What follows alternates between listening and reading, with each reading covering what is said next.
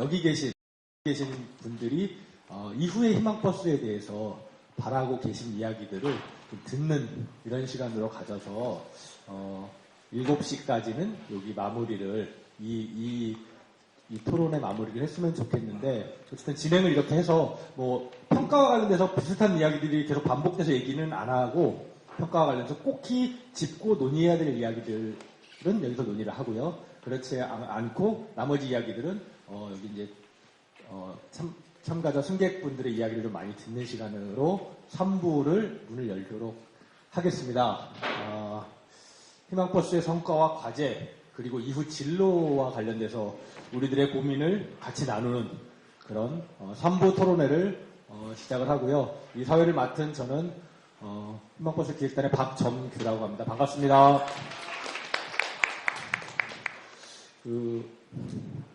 희망버스 이렇게 같이 아이디어와 고민과 그리고 여러 가지 노력들을, 많은 분들의 노력들을 모아서 희망버스 지금까지 걸어왔는데요.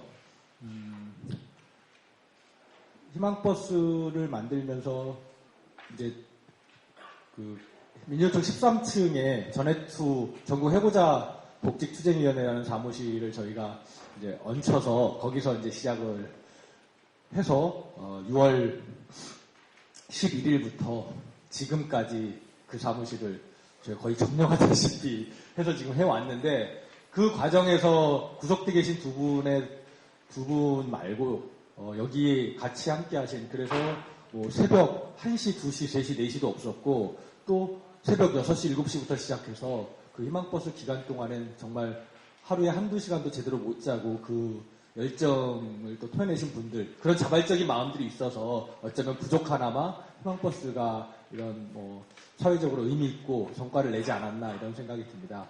그런 역할 중에서도 어쨌든 구속되신 두 분과 함께 굉장히 중요한 역할을 해주신 우리 김혜진 희망버스 기획단의 동지로부터 전반적인 저희 발제와 저희들의 평가와 과제와 관련된 논의를 말씀 듣도록 하겠습니다. 힘찬 박수로 모셔주십시오. 네, 발제를 시작하겠습니다. 그런데 사실 제가 이런 토론회를 되게 많이 했는데요. 오늘 왜 이렇게 떨리는지 제가 잘 모르겠습니다. 제가 떨린다고 하면 믿지 않으실 분들이 있겠지만 사실입니다. 저는 이제 오늘 그 발제를 시작하기 전에 딱 두 가지를 먼저 얘기를 하고 싶다, 동지 여러분들과 꼭 나누고 싶다 하는 것이 있습니다. 첫 번째는 이제 희망버스 기획단이라고 하는 것의 실체인데요. 그러니까 단지 그냥 경찰이나 검찰이 얘기해서가 아니라, 그 수사에 필요해서가 아니라 정말로 이게 실체가 있는 조직일까, 이런 고민을 할 때가 많이 있습니다. 회의를 할 때 구성원 제한도 없고요. 아무나 와서 1대1로 다 발언해도 아무런 문제 없고, 그러면서 이제 열어왔다고 생각을 하고 있습니다. 계속 우리가 논의를 해왔던 것은 희망버스 기획단은 조직이 아니고 희망버스라는 공간을 여는 사람들이다. 이런 걸 우리 스스로가 계속 이야기하고 있지 않으려고 노력해왔던 게 굉장히 중요했다고 생각을 하고 있습니다. 그리고 저는 가끔은 기획단 성원들이 열정은 넘치되 어리버리해서 정말 다행이다, 이런 생각을 할 때도 많이 있습니다. 좀 능력이 뛰어나면 이러저런 걸 많이 만들어내고 사람들을 막 조직하려고 애를 썼을 텐데, 그러지 않다 보니 때로는 무책임하게 자발성에 맡기는 이런 일들이 때로는 이런 공간을 여는데 되게 중요했을 수도 있겠다, 이런 생각도 듭니다. 다음 또 하나 말씀드리고 싶은 것은, 저는 이제 희망버스가 굉장히 중요했고 지난 희망버스를 함께 운행하는 동안 굉장히 행복했던 것도 사실입니다. 그러나 가능하면 희망버스의 의미가 지나치게 과잉되지 않고 절대화되지 않았으면 좋겠다, 이런 바람을 또 갖고 있습니다. 그래서 뭐 많은 의미를 이야기하고 뭐 일반화를 하려고 하면 당연히 그런 게 필요하긴 하겠지만, 그러나 이게 우리가 갖고 있는 마음의 한 부분이었고, 많은 이들이 그동안 열심히 노력해서 읽어온, 그리고 현실에서 그렇게 발생할 수밖에 없었던 어떤 필연의 결과물이다, 이런 걸 우리 스스로가 또 이해하는 게 필요하지 않을까, 이런 생각이 듭니다.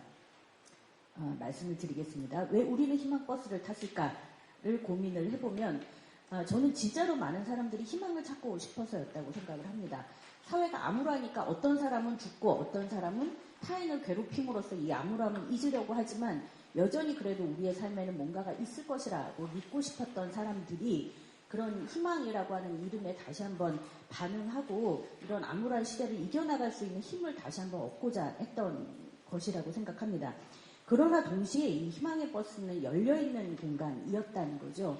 그래서 기획단에서도 끊임없이 이야기를 했지만 방향은 결정하지만 통제하지 않는다.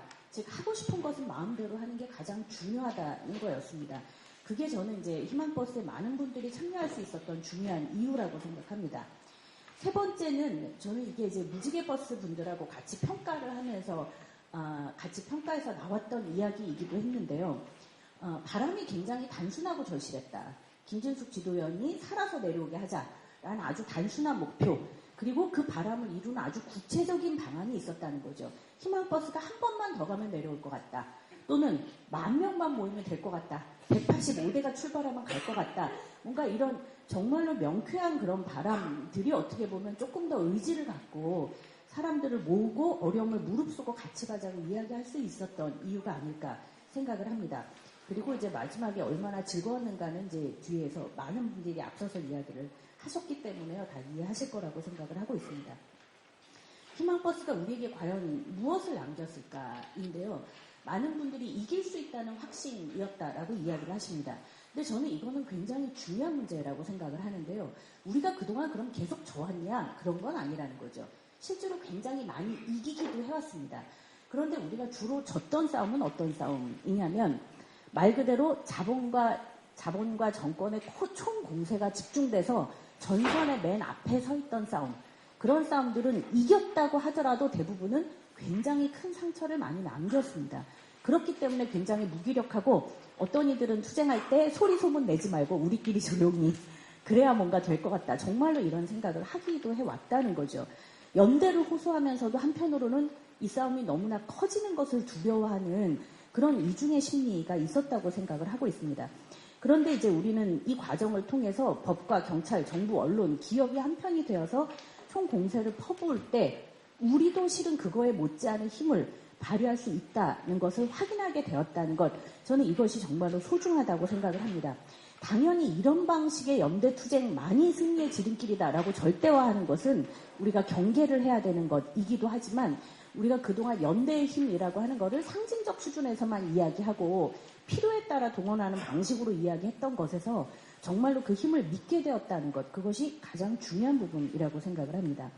그리고 두 번째는 이제 권리를 찾는, 즉 무수히 많은 사람들이 권리를 위해서 투쟁하는데 그 사람들이 서로 연대하고 신뢰하게 되었다는 게 가장 중요하다고 생각을 하고 있습니다. 부산의 평가 토론회를 갔을 때 한 분이 그런 얘기를 하시던데요. 끝나고 나서 아침에 G보이스의 노래가 나왔을 때 너무나 큰 충격을 받았다고 이야기를 하십니다. 성소수자 분들이 그렇게 자신있게 나와서 노래를 하는 걸 보고 본인은 너무 충격을 받아서 이걸 어떻게 받아들여야 되나 이러고 이제 둘레 이렇게 딱 둘러봤는데 주변에 있는 분들은 웬걸 너무나 좋아하고 너무나 신나고 함께 박수를 치면서 이렇게 즐겁게 있더라는 거죠. 그래서 그거를 보면서 아, 이거 내가 이상한 사람이구나. 오히려 굉장히 진보적이라고 스스로 생각했으나 내가 아직도 내 안에 보수주의와 경계가 남아있었구나. 이런 걸 고민하게 되었다고 이야기를 하십니다. 실제로 굉장히 많은 분들, 청소년, 성소수자, 철거민, 장애인, 무수히 많은 분들이 희망버스에 함께하면서 각자 자기 과제를 가지고 투쟁하는 이들이 어떻게 서로를 신뢰하고 연대할 수 있는가를 보여준 것이 정말로 중요한 것이었다고 생각을 하고 있습니다. 그리고 이제 자발성은 뭐 워낙 많이들 얘기하셨으니까 넘어가겠습니다. 우리 모두가 소금꽃이다라고 하는 것도 앞서서 노동운동을 이야기할 때 이야기를 하셨는데요. 노동과 시민의 만남이 아니라 정확하게 표현하면 많은 이들이 스스로 노동자로서의 정체성을 확인하는 과정이었다. 그래서 내가 때로는 예술인이거나 내가 때로는 번듯한 직장인이라고 표현될지 모르겠지만 그러나 노동의 가치를 소홀히 여기는 이 사회에서 나는 언제라도 버려질 수 있는 일회용품이라는 인식, 그래서 우리 모두가 소금꽃이다라는 인식으로 나아간 것, 이것이 가장 중요한 성과가 아니었을까 이렇게 생각을 하고 있습니다. 세 번째는 희망의 버스가 넘어섰던 것이라고 제가 표현을 했는데요. 이 고민은 그런 겁니다. 많은 사람들이 희망버스가 운동의 관행을 넘었다고 이야기합니다. 정확하게 표현하면 넘었다기보다는 넘기 위하여 노력하고 있거나 혹은 노력하고 있거나 혹은 아직 도달하지는 못하고 있지만 그러나 우리 모두에게 문제 제기를 던진 것들이라고 생각을 하고 있습니다. 첫 번째는 이제 앞서서 계속 얘기를 하셨던 것처럼 이렇게 잘 짜여진 각본에 따른 약속 대련을 하지 않았다. 뭐 이런 거였습니다. 그래서 우리가 계획한 일은 경찰과의 협의로가 아니라 우리 힘으로 지켜보자라는 거였고요. 그래서 어떤 분들은 희망버스 사람들은 참으로 대책 없다 이렇게 얘기도 실제로 하셨습니다. 정부도 희망버스는 어디로 튈지 모른다가 굉장한 두려움이었다고 생각을 하고 있습니다. 이번에 그 얘기를 혹시 들으셨을지 모르겠지만 구속자 2명을 포함해서 3명이 기소가 됐습니다. 그저께요. 그리고 정부가 손해배상을 청구했습니다. 손해배상 액수는 우리한테는 굉장히 크지만 그 사람들 입장에서 보면 3발의 피인 1,500만 원씩입니다. 그런데 그들이 그 손해배상을 청구하면서 한 이야기가 있습니다. 우리나라는 법과 질서가 있고 집회와 시위의 자유는 보장되어야 되지만 법과 질서를 지켜야 한다는 것을 명확하게 보여주지 않으면 안 되기 때문에 엄단하겠다. 그래서 이제 손해배상 청구까지를 했습니다. 그걸 보면서 정말로 이들이 두려워하고 있구나. 그들이 정해놓은 틀을 우리가 뛰어넘는 것에 대하여 엄청난 공포를 갖고 있구나. 실제로 그런 느낌을 많이 받았습니다. 대다수 승객들이 소환 거부하고 진술 거부하면서 경찰들을 당혹하게 만들었고 도대체 실체가 무엇인지 알 수 없도록 굉장히 열심히 노력을 해오셨습니다. 그 잘못된 경찰, 법원, 검찰의 관행에 맞서는 이 정신이 이후에 불복종 운동의 가능성을 열었다는 점에서 매우 소중하다고 생각을 하고 있습니다. 또한 당사자와 외부 세력이라는 이분법을 넘어서기 위한 노력이 굉장히 중요했다고 생각을 하고 있습니다. 6월 27일 날 합의가 끝났을 때 많은 분들이 이제 끝났다. 당사자들이 합의했으니까 라고 얘기를 했습니다. 그런데 희망버스에서는 그 합의는 사회적으로 무효다 이렇게 선언을 했습니다. 당사자가 합의했다는데 우리는 인정하지 않는다라고 하는 게 일상적으로는 참 있을 수 없는 일이었지만 그러나 한편으로는 여전히 크레일리를 지키고 있는 분들 그리고 그 합의를 인정하지 않고 투쟁하는 이들이 단 한 명이라도 있다면 우리는 그들과 함께 연대한다는 정신을 갖고 있었기 때문에 가능한 일이었다고 생각을 하고 있습니다.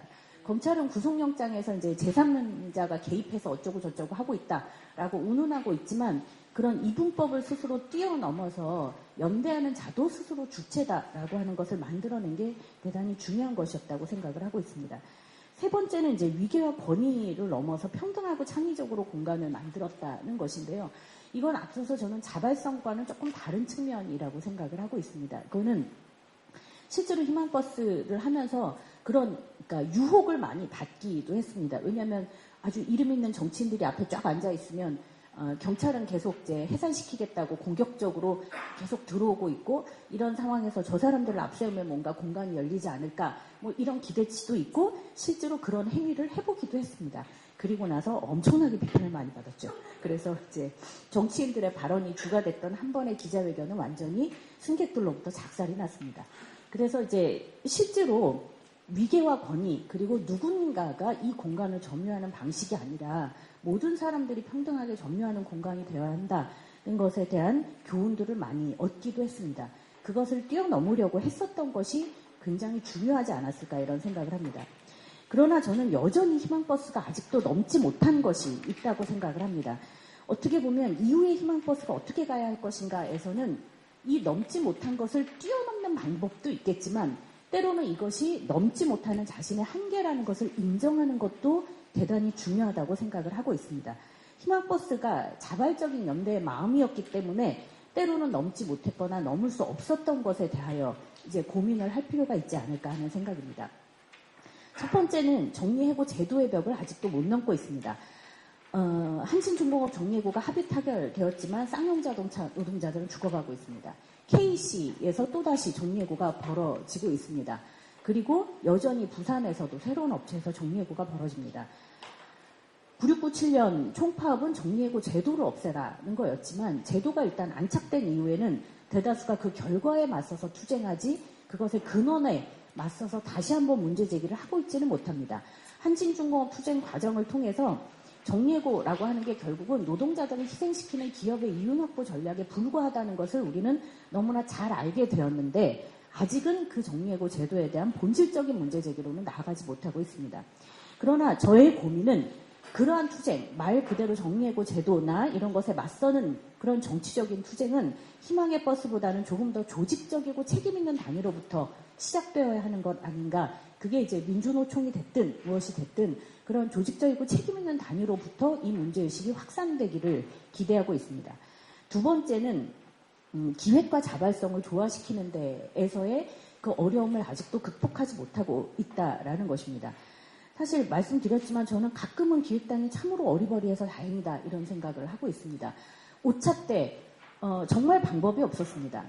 저쪽에서는 이제 부산역에 모이지도 못하게 하겠다고 하고 영도에는 발도 못 디디게 하겠다라고 이야기를 하고 병력을 깔아놓는데 도대체 이 사람들이 어떻게 함께 모여서 어떻게 해야 될지 아무것도 생각할 수가 없을 만큼 그렇게 옴짝달짝 못할 만큼의 상태가 되기도 했습니다. 그러나 대다수의 사람들의 고민은 어떻게든 되겠지. 원래 하자고 했던 대로 합시다 였습니다. 그래서 많은 사람들이 저런 대책 없는 인간들이 어디 있나 뭐 이런 얘기를 하기도 했다는 거죠. 그러나 또 한편으로는 기획단의 강박도 저는 굉장히 커졌다고 생각을 하고 있습니다. 2차에서 185대 모으겠다라고 이야기하는 순간부터 우리는 스스로 숫자로부터 자유로워지려고 했지만 그로부터 자유로워지기는 참으로 어려웠습니다. 대규모 위세의 동원이라고 하는 것으로부터 자유로워지기 어려웠죠. 탄압이 강화되면 될수록 이걸 어떻게 돌파할 거냐에 대한 아이디어로 밤새 토론을 하고 고민을 하는 그런 상황도 많이 생겨났습니다. 그러다 보니까 희망버스 승객들에게 오히려 공개하지 못하는 전술이 생겨나고 이런 과정에서 오히려 희망버스 승객들이 자발적으로 준비하고 함께하고자 했던 일들이 오히려 억압되는 그런 일들도 많이 있었다는 거죠.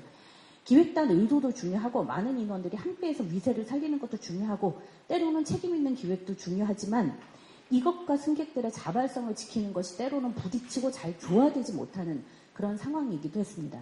그러나 저는 이제 이 문제에 대해서는 우리에게는 정말로 많은 시행착오가 필요하구나 이런 생각을 하고 있습니다. 이것을 어떻게 돌파할 것인가는 조금 더 이제 뒤에 다시 한번 고민을 하고 말씀을 드리도록 하겠습니다. 세 번째는 정치 권력의 힘을 넘지 못했다라고 제가 표현을 하고 있는데요. 저는 실제로 많은 국회의원들이 역할을 했다고 생각을 하고 있고 앞서서 문재훈 소장님이 말씀하신 것처럼 그것도 희망버스의 성과라고 생각을 하고 있습니다. 그러나 우리는 국회 권고안을 뛰어넘지 못하고 있습니다. 이것은 국회 권고안 이상으로 성과를 따내지 못했다는 뜻이 아닙니다.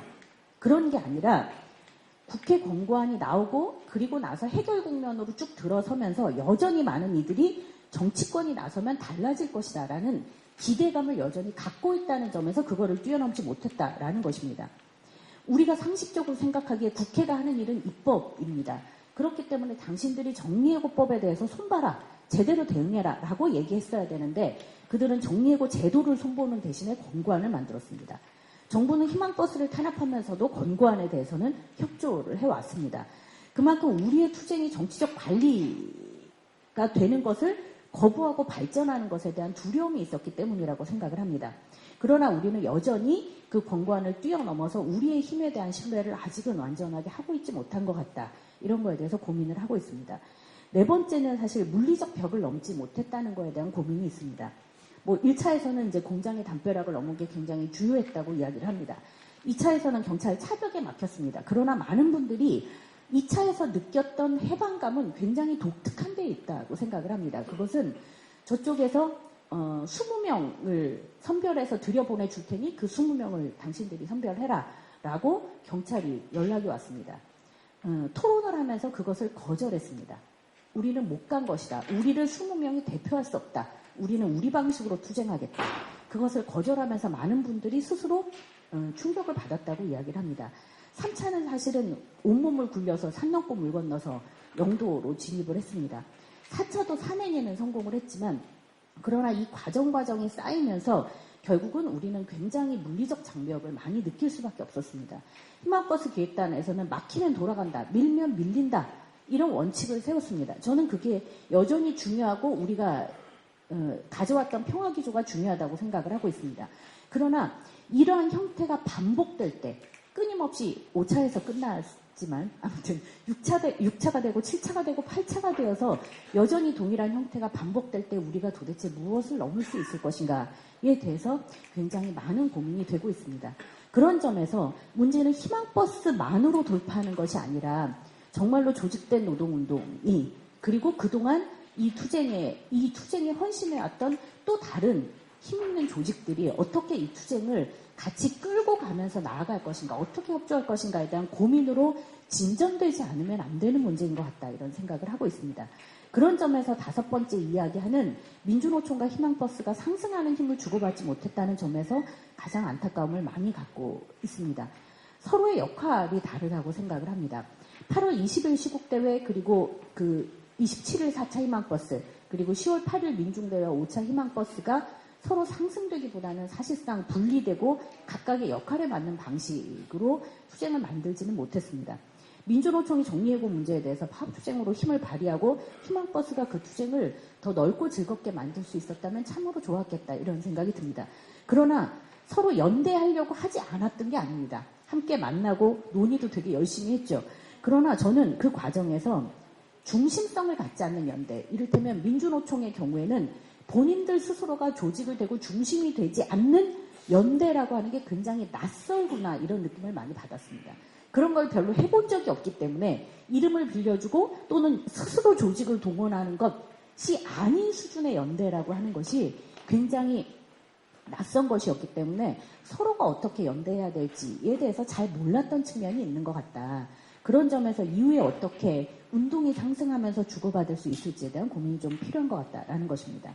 마지막으로 이제 많은 분들이 고민을 갖고 있는 게 희망버스는 어떻게 나아가냐, 이런 것인데요. 앞서 말씀드렸던 것처럼 희망버스가 모든 운동을 대체할 수 없다고 생각을 합니다. 다만 희망버스가 가져왔던 긍정성과 의미가 어떻게 제대로 살아날 것인가에 대한 고민이 있습니다. 많은 분들이 계속 물어봅니다. 어디로 갈 거냐? 그때마다 저희는 그렇게 얘기했습니다. 한 달 동안 가만히 있는 게 굉장히 깝깝해 보였을지도 모르겠다. 그러나 저희는 희망버스가 어디로 갈 거냐고 물어보지 않았으면 좋겠다라고 이야기했습니다. 이제 한진중공업 문제가 해결됐으니까 다른 곳으로 딱 가서 문제를 쫙 해결해 보자라고 하는 것은 애초부터 희망버스의 방식이 아니었다는 것입니다. 희망버스는 대중적인 동원으로 위세를 보이고 문제를 해결하는 그런 데 있었던 것이 아니라는 것입니다. 자발적인 연대의 마음이 모이는 그런 공간을 여는 것이고, 그런 힘이 일상적으로 확대된 형태로 퍼지게 하는 것이었다. 그렇기 때문에 어디로 갈 거냐라고 묻지 말고 당신들은 어디로부터 함께 연대하고 그런 마음들을 모으고 있습니까? 그런 마음들이 어떻게 모이고 있는지를 서로 확인하고 그게 또 다시 새로운 힘으로 만들어지도록 서로가 기다리고 함께하고 스스로 나서는 것, 이것이 더 중요한 문제였다고 생각을 하고 있습니다.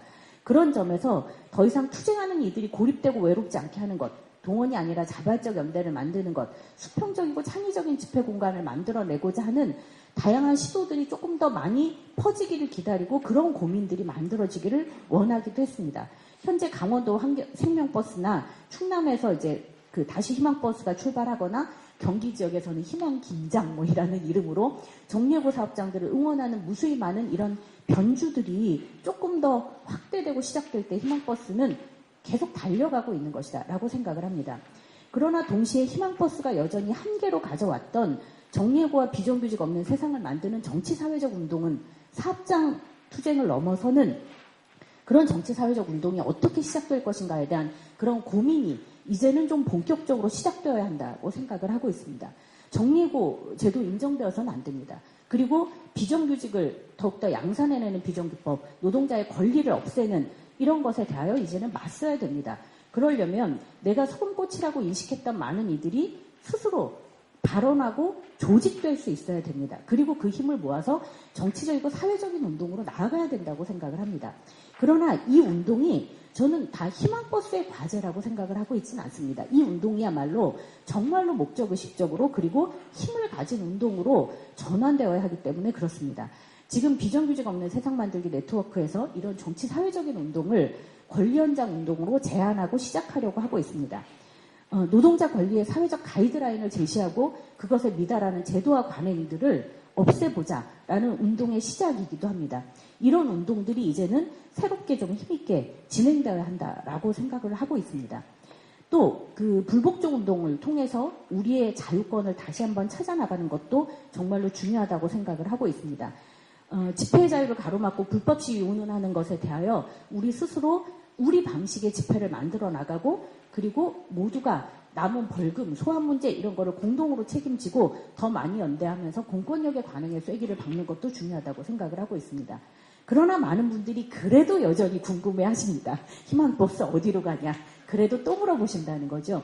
그것은 여전히 자발적으로 모였던 연대의 마음이 이제는 알아서 가십시오가 아니라 그래도 이렇게 모였던 곳들이 이제는 그래도 조금 더 한 번씩 힘을 발휘해야 될 때가 있는 것이 아니냐 이런 고민이 있기 때문이라고 생각을 하고 있습니다. 그래서 앞서 말씀드렸듯이 희망버스의 정신과 성과가 때로는 일상적인 연대로 흩어지고 그리고 때로는 제도적인 운동으로 또 다른 조직의 힘으로 전환하고 발전해 나가지만 여전히 개별의 마음을 모아서 함께 연대하고자 했었던 이 운동도 또 한편으로는 여전히 지속되어야 하는 것이 맞습니다. 그런 점에서 어떤 분들은 쌍용차로 핸들 돌리자, 재능으로 돌리자 이런 이야기들을 하고 있습니다. 최초의 희망버스가 김진숙 지도위원을 응원하고 싶은 분들이 함께 호소하고 연대했던 것처럼 앞으로도 그렇습니다. 그래서 쌍용자동차에 연대하고 싶은 이들, 재능에 연대하고 싶은 이들 또는 현대자동차 사내하청에게 연대하고 싶은 이들이 더 많은 이들에게 함께할 것을 호소하고 자기 몸을 움직이면 바로 그때부터 응답이 시작되고 연대가 확장될 거라고 믿고 있습니다. 그리고 이미 그것은 시작된 셈입니다. 이미 쌍용 자동차 희망 텐트에 연대하고자 하는 이들이 붕붕 프로젝트라는 이름의 기획을 시작을 했습니다. 이게 바로 희망버스이기도 합니다. 그리고 재능에 연대하고자 하는 이들이 1,500명 선언을 통해서 연대를 호소하기 시작했습니다. 그리고 이것도 희망버스의 시작이라는 거죠. 이런 호소의 희망버스 승객 여러분들이 오히려 응답해서 8호 크레인 앞보다 더 많은 이들이 자발적으로 즐겁게 함께 해주시기를 오히려 요청을 드리고 있습니다. 때로는 그것이 희망버스라는 이름을 가질 수도 있고 희망버스는 저작권을 주장하고 있지 않기 때문에 희망버스라는 이름이 아닌 다른 이름을 갖더라도 그렇게 만나는 곳이 바로 희망버스의 정신과 연대가 살아나는 곳이다 라고 하는 것을 모두가 함께 기억해 주시기를 바라고 있습니다. 어떤 분들은 이렇게 이야기를 하면 이건 정말 같기도 같다. 그래서 간다는 건지 안 간다는 건지 잘 모르겠다. 이런 이야기를 하기도 하십니다. 그러나 말씀을 드렸던 것처럼 희망버스의 출발 그리고 그 자발성과 연대의 마음이 어떻게 확장되었는가를 기억하면서 그게 어떤 특정 기획단의 힘으로나 또는 조정이나 그것에 대한 선포로서가 아니라 그런 마음들을 지금부터 어떻게 조직하고 시작할 것인가를 이야기해보자는 것이고 그것이 이미 시작되었다는 것이고 그것은 앞서 희망버스 기획단에 함께했던 이들도 역시 동일하게 마음을 모아서 그것을 확장시켜 나가기 위해서 노력할 것이다 라는 것을 약속을 드립니다. 이상입니다.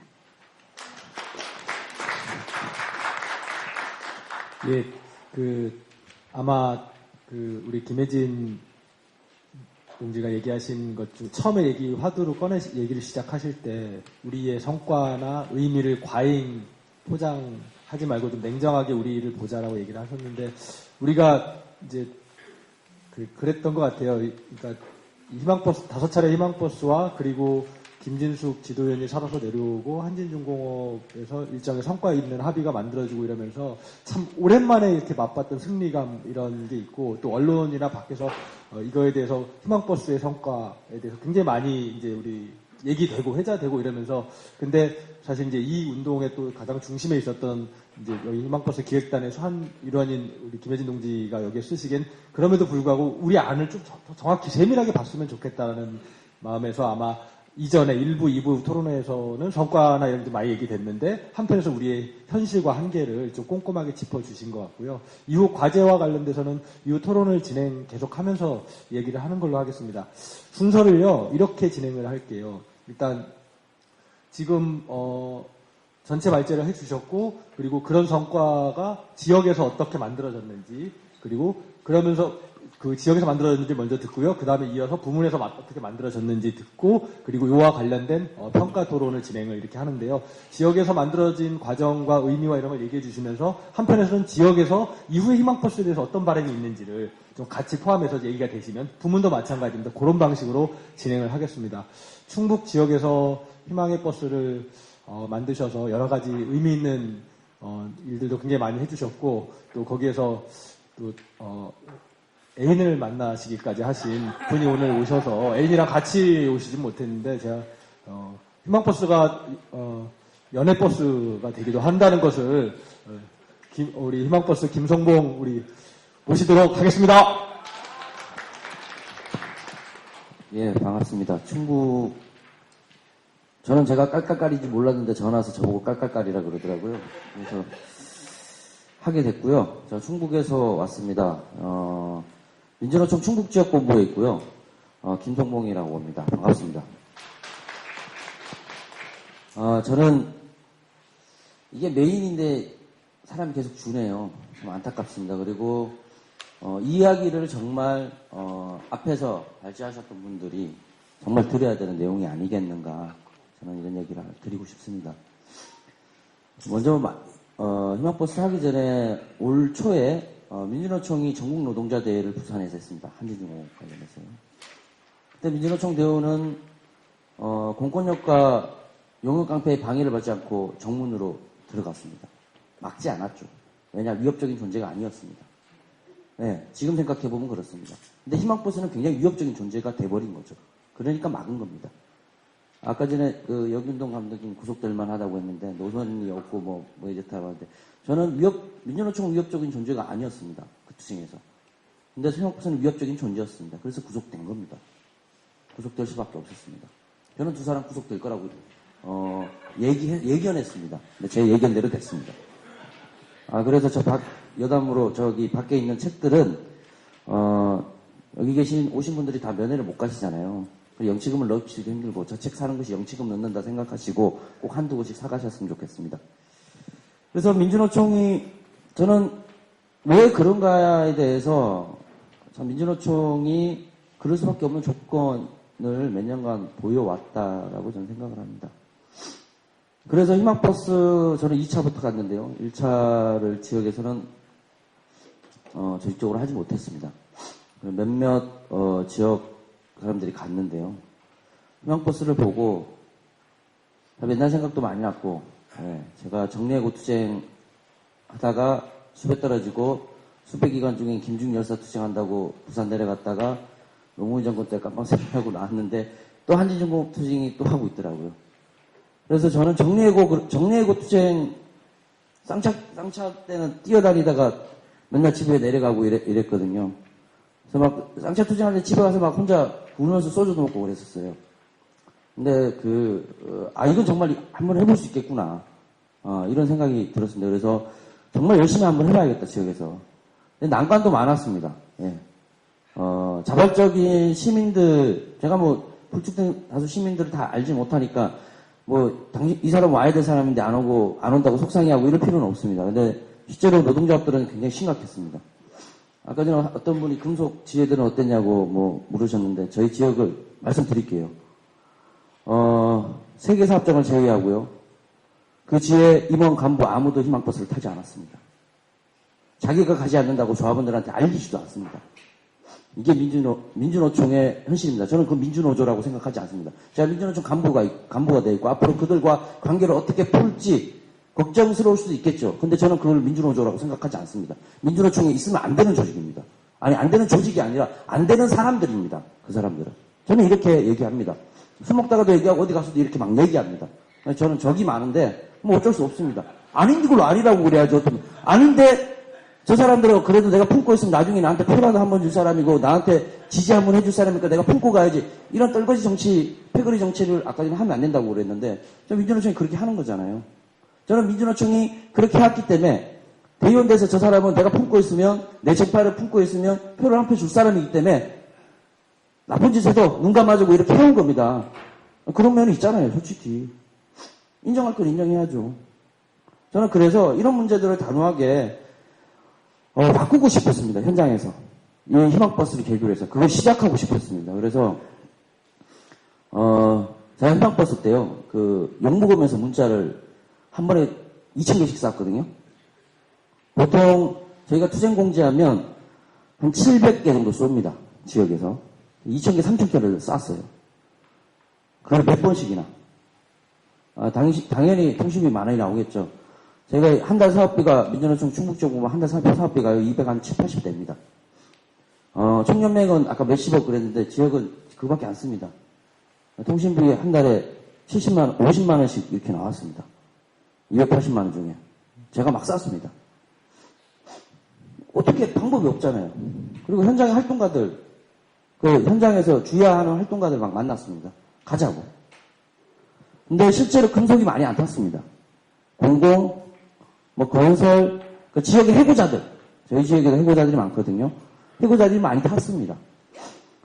이 한진중공업 이 김지도 의원님의 고공농성 덕에 우리 저기 아시아세지 해고자들이 복직을 했습니다. 실제로 복직을 했고요. 고공농성을 해가지고 들어갔습니다. 네 분 다 복직을 했습니다. 이런 동지들이 버스를 탔습니다. 실제로. 그리고 과거에 해고 투쟁을 해본 경험이 있는 동지들 우리 버스를 타기 시작했습니다. 네. 그리고 시민들이 탔습니다. 근데 저희는 그 당시에 유성기업 투쟁이 있었습니다. 실제로. 그래서 저는 이렇게 생각했습니다. 우리 유성기업 투쟁하면서 잡혀가야 되는데 부산 내려가서 잡혀가면 좀 안타깝지 않을까 이런 생각을 좀 많이 했습니다. 그래서 몸을 좀 사리긴 했는데요. 그래도 날라올 건 날라오더라고요.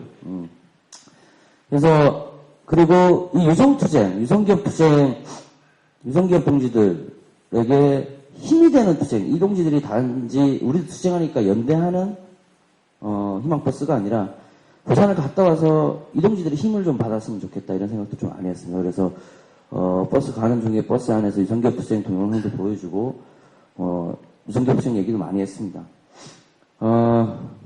그렇게 하다 보니까 제가 깔깔깔이라 그러더라고요. 전화 와서. 그래서 비협 앞에 뭐 정혜원으로 등록이 막 그런 동의도 안 했는데 막 돼 있고 예, 그렇게 돼 있었습니다.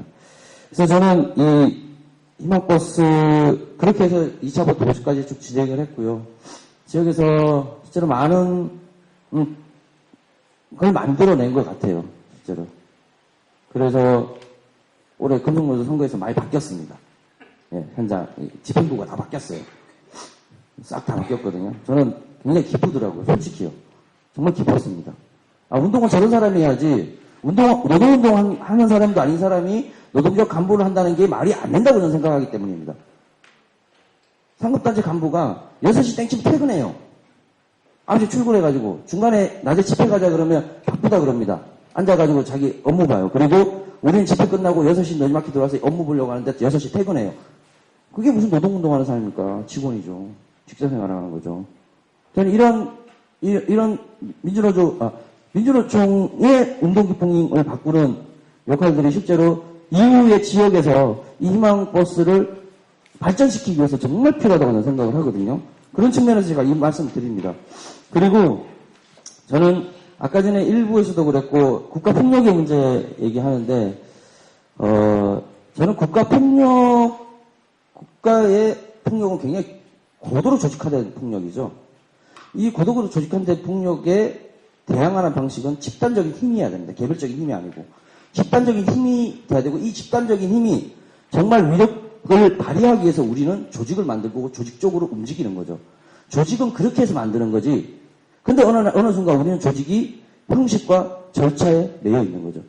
조직이 필요했던 이유는 우리가 저들을 이기기 위해서 만들었는데 어느 순간 형식과 절차를 지키기 위해서 조직을 강화하고 있습니다. 심각하죠. 기룡은 철저하게 동의하실 겁니다. 저는 기룡투쟁 보면서 금속노조 결정 과정을 보면서 속이 터져버릴 때가 한두 번이 아니었습니다. 제가 금속노조 간부가 아니라 어떻게 할 수가 없었습니다. 예. 그래서 정말 조직이 조직다워야 되고 조직이 자기 역할을 할 수 있어야 됩니다. 자, 그러면 저는 이 문제를 다시 풀어가야 되는데 이걸 다시 희망버스 같은 걸 또 만들어서 또 할 수 있을까? 저는 이 고민이 듭니다. 아까 전에 우리 김현진 동지가 말씀하셨듯이 한진을 부산 영도로 달려갔던 희망버스와 같은 희망버스를 또 만들 수 있기는 똑같은 희망버스를 당장 만들 수는 없다라고 저는 생각합니다. 이 해법을 어디서 찾을 것인가? 저는 지역에서 찾아야 된다고 생각합니다. 지역에서는 학생부터 시작해서 굉장히 다양하게 희망버스에 참가를 했습니다. 그리고 청주에는 청주 소금꽃이라는 모임을 만들었습니다. 희망버스를 탔던 사람들을, 그러니까 민주노총 조합원들은 별로 없습니다. 뭐 학생도 있고 뭐 이렇게 해서 청주 소금꽃이라는 모임을 만들었습니다. 그리고 그 소금꽃을 통해서 실제로 김주석 지도위원님을 중심으로 해서 희망버스가 만들어졌지만 지역에도 해고라는 문제가 있고 앞으로 다가올 경제위기 상황에서 정리해고는 어디든 있을 수 있습니다. 그리고 지역에는 비정규직이 너무 많습니다. 정규직 사업장에 비정규직이 너무 많습니다. 그러니까 민주노총 소속 노조라는 데서도 비정규직이 계속 늘려요. 말이 안 되는 짓을 하고 있는 거잖아요, 솔직히. 그런 상황이기 때문에 저는 지역에서 이 문제를 확장시키는 고민을 해야 되겠다. 그래서 그 전체가 다시 다 모일 수 없기 때문에 그 모였던 이 힘이 지역으로 안착하시기에 지역에서 그 힘을 다져야 된다, 다시. 그리고 그랬을 때 희망 텐트가 됐든 희망 김장이 됐든 이게 재구축이 가능하다는 거죠. 저는 이렇게 생각합니다. 그래서 지역적 고민을 지역적 고민. 그래서 이게 실제로는 저는 지금 FTA가 지역에서 투쟁이 참 안 만들어지고 있다고 생각을 하는데요. FTA는 어쨌든 노동자 민중에 대한 자본의 침략이잖아요. 뭐 공공부문, 식량, 의료, 교육, 뭐 이런 철도, 가스 이런 모든 공공부문에 대한 자본의 침략 전쟁이거든요. 자본이 침략 전쟁을 하면 우리는 그 침략 전쟁에 맞서서 우리도 전쟁을 해야 되는데 지역은 전쟁을 하지 않고 있습니다. 저는 이런 힘들이 지역에서 그 투쟁을 만드는 과정에 이렇게 표출이 되는 것들을 만들어야 되지 않겠냐. 근데 그렇기 위해서는 희망버스가 노동운동과 시민이 만났다라고 많은 얘기를 하는데 하나의 공통된 주제를 가지고 어쨌든 모인 거 아닙니까? 그죠? 그래서 이런 과정들을 지역에서 어떻게 만들 것인가. 그러한 측면에서 아까 말씀드렸던 민주노총 운동이, 저는 노동운동이라고 얘기하고 싶지도 않습니다. 그 부분에 대해서. 민주노총 운동이 제가 아까 말씀드렸던 그런 부분들 정말 바꿔야 됩니다. 자, 그리고 두 번째 저는 지금까지 노동조합, 제가 노동운동 한다고 감히 말씀드리기도 뭐하고 그래서 저 노동조합 활동하면서요. 민주노조를 하면 비정규직 문제와 해고자의 문제에 대해서 싸우지 않으면 그거는 민주노조 아니라고 생각합니다. 두 가지는 저는 핵심이라고 생각합니다. 해고자는 민주노조 운동의 꽃이라고 생각하거든요. 정리해고는 좀 다르지만 어쨌든 같은 해고의 문제라고 했을 때 비정규직 문제와 정리해고 문제를 함께 하지 않으면 이건 연대라는 말을 쓰면 안 된다고 저는 생각합니다. 같이 투쟁하는 거라고 생각하죠. 그거 하지 못하면 이건 민주노조 아니라고 생각합니다. 그런 측면에서 이런 부분들을 실제로 하지 못하고 있던 우리 이 민주노총 운동 진영에 뭔가를 만들어줬으면 이걸 어떻게 하면 민주노총이 또 바꿔낼 것인가를 고민을 좀 해야 되지 않겠냐. 그래야지 이후에 만들어질 투쟁들, 운동들도 실제로 노동운동이 그 운동에 복무를 할 수가 있습니다. 저는 그렇게 생각합니다. 그리고 그 복무를 하기 위해서 우리는 뭘 할 것인가 이 고민들이 좀 많이 들고요. 그래서 저는 만나는 접점들을 계속적으로 확장시킬 필요가 있지 않겠냐. 그러니까 그리고 그것들은 다양한 형태로 어쨌든 지역에서 표출이 되고 있습니다. 충북 같은 경우는 아까 청주소금꽃이라는 모임도 만들어졌고 충북에 극단 두레라고 있습니다. 예, 예술공장 두레. 여기 뭐 염정희 유씨나 이런 그 연극 아시는 분들이 계시잖아요. 그 연극을 만든 극단이 여기서 소금꽃이라는 연극을 만들었습니다. 물론 85 크레인이 주제는 아닙니다. 소금꽃이 모티브가 되어서 만든 연극입니다. 이 연극이 오늘부터 28일까지 청주에서 상영을 하는데요. 우리 청주 소금꽃 이 연극에 많은 조합원들이 갈 수 있도록 민주노총이 해야 되는 역할도 있을 거고 단순히 가게 하는 것뿐만이 아니라 거기에서 나오는 이야기들을 실제로 이후의 현장에서 어떻게 그리고 우리 운동에서 어떻게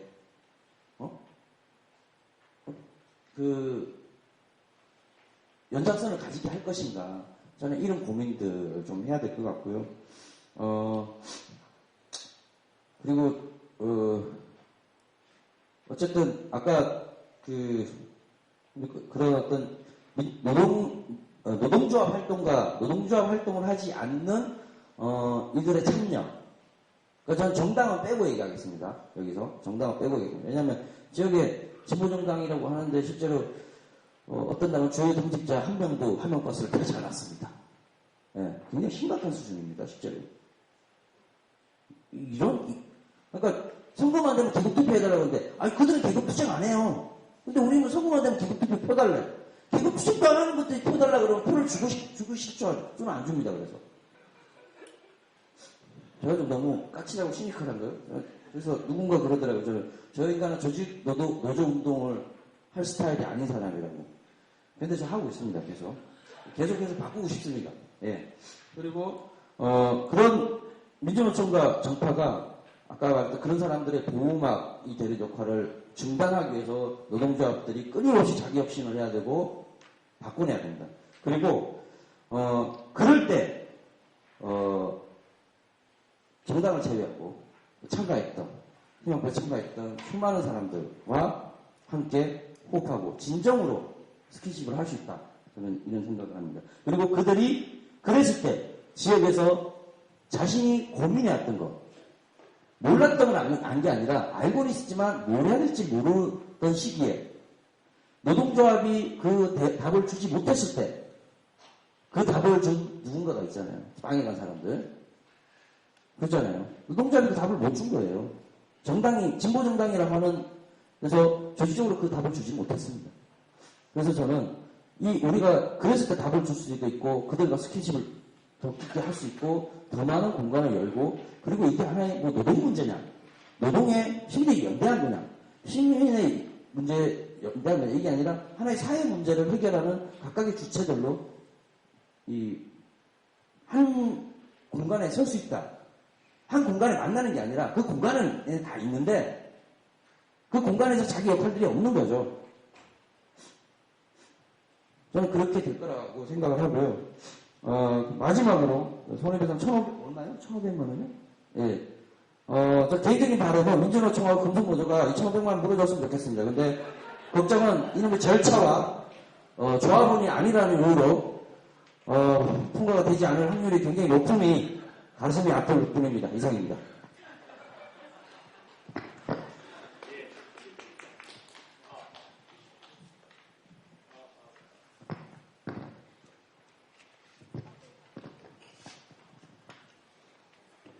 예, 그 지역에서의 토론 요청을 드렸는데 할 얘기가 없다고 그러시더니 2부와 3부 내용을 넘나들면서 지금 거의 발제하신 분보다 좀 더 많이 하셔서 이런 분위기로 가다가는 8시까지 토론을 해야 된다는 말씀을 다음 분들에게 드리면서 5분씩만 해도 저희가 시간이 많지 않은데 어쨌든 되게 조정한 말씀해 주셨는데 우리 지역 또 다르잖아요. 전체 저기 계신 분들이 지역 얘기는 아마 처음 들으실 거예요. 저는 되게 소중해서 어쨌든 지역에서의 이야기를 좀 소중하게 듣는 또 부문에서 이야기를 듣는 시간 이어가겠습니다.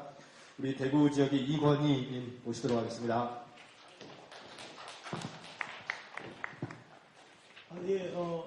처음으로 인사드리겠습니다. 대구에서 왔고요. 저는 정신대 할머니와 함께하는 시민모임이라는 그 일본군 위안부 피해자분들 위해서 지원하는 단체에서 간사로 상근하고 있습니다. 이렇게 아직 2년 반밖에 활동하지 않은 그 신입 활동가고요. 보기와는 달리 30대 초반이고요. 신입 활동가인데 그 사실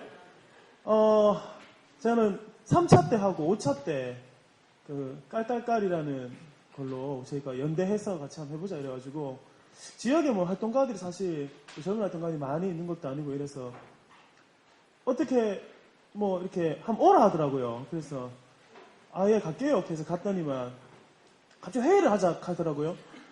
예 그러니까 희망버스 간다 하면서 회의를 하자 하시더라고요. 알겠습니다 하면서 저는 뭘 하면 되죠? 그러니까 차를 맡으랍니다. 버스 한 대를 맡아가지고 사람들 오게 하고 그거 가서 이제 같이 하자 이렇게 되더라고요. 알겠습니다. 그게 이제 깔깔깔이라는 거 나중에 알게 됐고 그래서 3차 때 이제 버스 한 대 어떻게 맡아가지고 또 준비하고 했었는데요.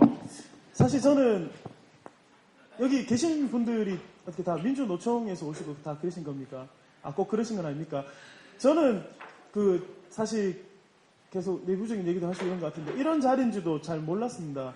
그래서 어떤 얘기를 해야 되나 고민하다가 그냥 힘버스 준비하면서 또 시민단체 활동가로서 느낀 것에 대해서 잠깐 얘기하고 싶네요.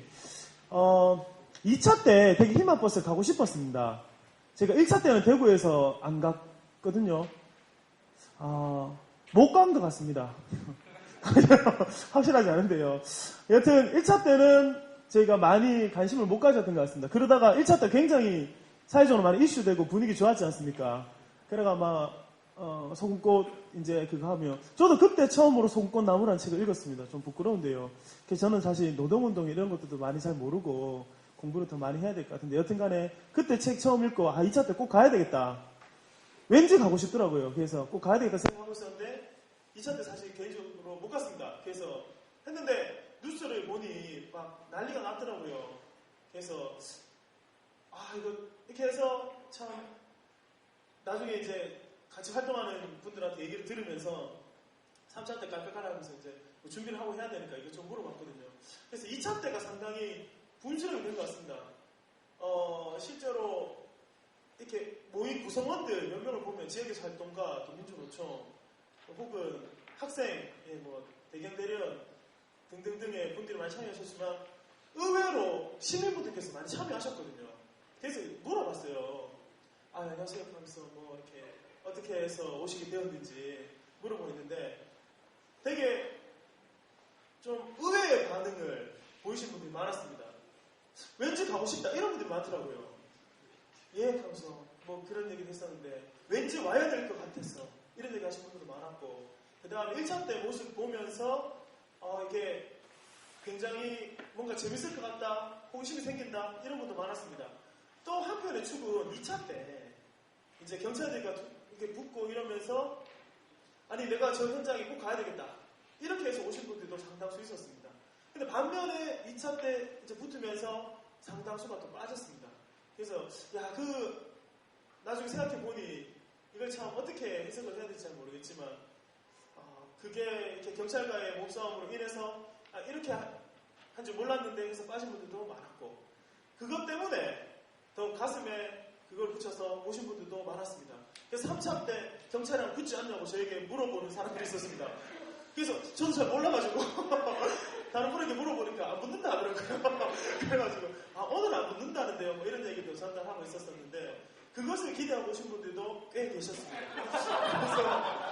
그래서 재미가 없다 라는 얘기를 해주시는 분도 있었는데 혼자 막 고민했었습니다. 이거 그럼 어떻게 해야 되지? 하면서 좀 기다려보시면 혹시 붙을 수 있으니까 기다려보세요 하고 막 그런 얘기를 했었던 기억이 납니다. 그래서 뭐 이렇게 했었는데 결국 뭐 붙지는 않고 여러 가지 일도 있었죠. 그렇습니다. 그래서 지역에서 사람들이 의외로 많이 왔다는 것이 굉장히 고무적이었고요. 특히나 시민들이 많이 왔다는데 저희가 뭐 홍보를 그렇게 이렇게 하고 이러지 못했거든요. 카페 올리고 저희 단체는 또 이런 단체 성격이 좀 맞지 않아서 홈페이지 올려도 되나 이런 고민을 하면서 국장님께 말씀드렸더니 그런 건 당연히 올려도 된다라고 자신감 주시면서 그래서 뭐 올리고 했었는데 회원분들 이렇게 메일로 드리지는 못했습니다 사실. 그래서 홈페이지 올리고 이렇게 했었는데 적극적으로 참여하시는 단체가 있는 반면 그렇지 않은 단체도 있었던 것 같은데 그거에 비하면 굉장히 많은 시민분들께서 대구에서 오셨어요. 그래서 저희도 놀랐고 그래서 시민분들과 함께 그 자리에 있었다는 것, 저 개인적으로도 그 자리에 같이 있었다는 게 참 감사하고 영광스럽게 생각하는데 함께 오신 시민분들도 이런 곳에 뭐 초대해 주셔서 고맙다 이런 얘기 들을 때 굉장히 힘이 나고 좋았습니다. 사실 근데 좀 저희가 아이템이 그 가서 뭔가 놀고 밤을 새우고 혹은 밤새 세우지 않더라도 사람들과 뭔가 즐겁게 지내야 되는데 그런 아이템을 연구하는 부분에서 사실 좀 어려웠습니다. 그래서 버스 안에서 픽택도 만들어보고 5차 때는 오자기도 만들었죠. 그래서 중국산 콩을 사서 막 넣고 그 흔들리는 버스 안에서 다들 열심히 막 바느질하고 굉장히 즐거웠습니다. 대구에서 부산까지 그렇게 먼 거리는 아니었기 때문에 혹시나 손에 찔리면 어떻게 하나 공부도 했었는데 아무런 사고 없이 잘 만들었고 그래서 어떤 그런 아이템들을 만드는 것 사람들이 어떻게 하면 우리의 고민은 그거였습니다. 시민들이 어떻게 하면 좀 더 함께 할 수 있을까 뭐 지금까지 활동가서 그렇기도 해서 같이 준비한 사람들도 그랬었지만 이런 어떤 감격 일석의 투쟁에서 뭔가 벗어난 듯한 이런 느낌의 희망버스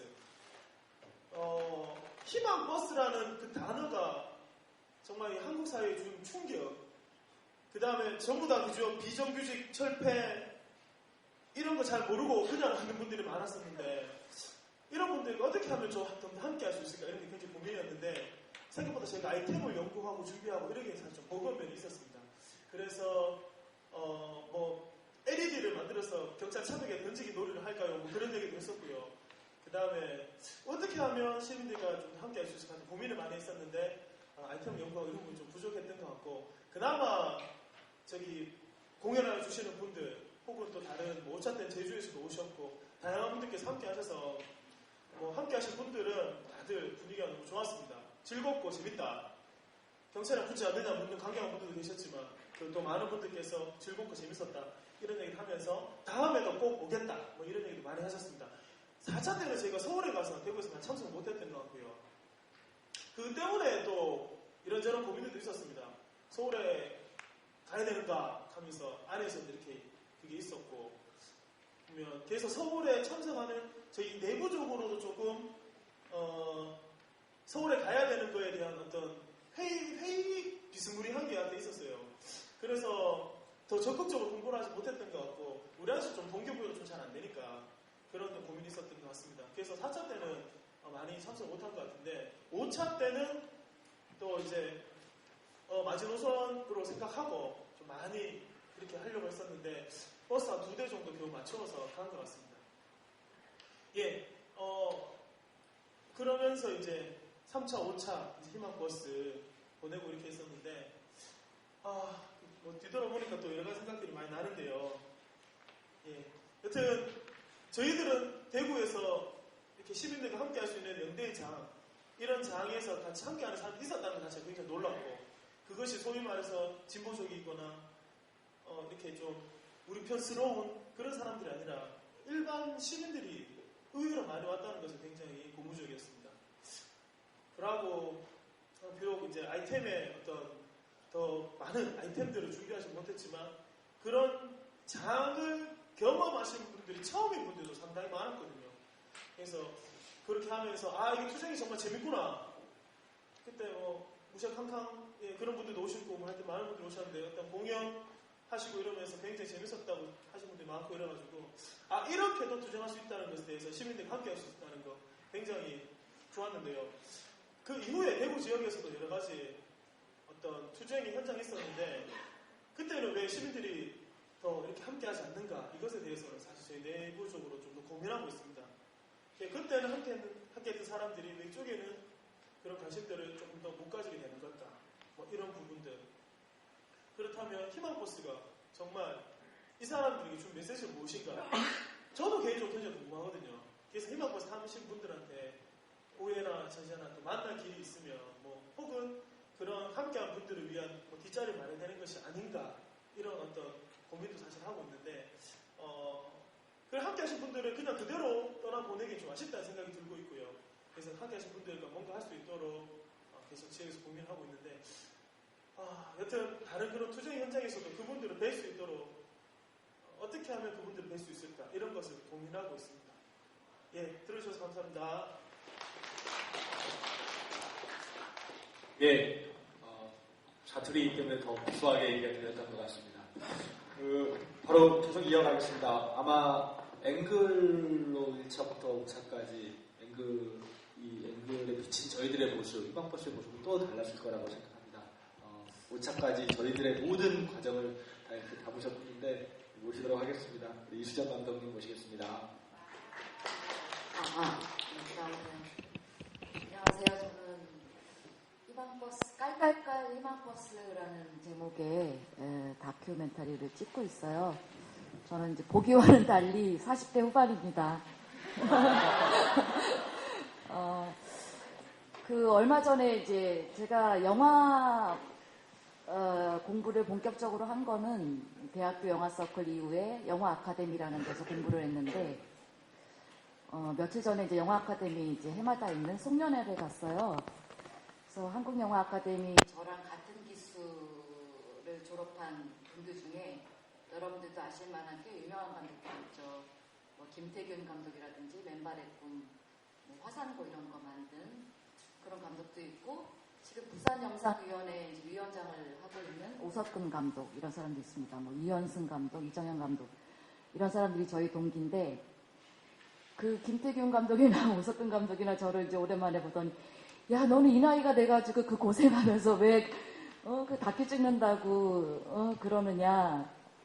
그러더니 제가 이제 영화 아카데미라는 데를 다니던 때가 1987년도였어요. 그때가 유월항쟁이라는 게 있었죠. 제가 대학을 졸업하자마자 이제 영화 아카데미를 들어갔는데, 그때 이제 유월항쟁이 있을 때 저는 그때 아카데미가 남산 그 당시 영화진흥공사 그 건물에 있었는데, 명동에서 매일 시위가 벌어졌잖아요. 그때는 이제 8mm 필름 카메라였어요. 제가 그걸 들고 거리에 나가서 이제 최루탄 맞으면서 그때도 이제 그런 거리에 나가서 촬영을 한다고 그랬었는데 저는 이미 그 전에 이제 영화 서클, 85년 말부터 대학교 때 영화 서클에서 다큐멘터리부터 시작을 했어요. 그러니까 80년대 이제 제가 이제 어떻게 보면 영화 운동 1세대라고 할 수 있는 사람인데 80년대 이후에 새로운 대안 영화라는 거를 고민을 했던 것 같아요. 영화하는 사람으로서 처음에 작은 영화라고 얘기를 하기도 했고 그래서 8mm 필름 카메라, 그 당시에는 이제 비디오 카메라가 보편화되기 전이었어요. 그래서 그걸 들고 우리가 제3세계 영화운동이라든지, 그런 뭐 남미라든지 또 뭐 필리핀이라든지 베트남이라든지 이런 쪽에서 민중운동과 함께 했던 그런 이제 영화운동에 대해서 이제 공부를 하고, 우리도 이런 걸 해야 된다. 다큐멘터리 해야 된다. 더구나 80년대는 뭐 3S 정책 그래가지고 영화라는 게 얼마나 에로 영화 일색이었잖아요. 이제 그렇게 이제 출발을 했었고 사실은 이제 피상적으로 저는 출신이 뭐 부모님이 뭐 노동자 계급도 아니었고 그냥 이제 중산층이었던 것 같아요. 그래서 굉장히 민중이라는 게 뭘지 잘 모르는 상태에서 카메라를 통해서 그 도시빈민을 만났고 노동자 농민을 만나왔어요.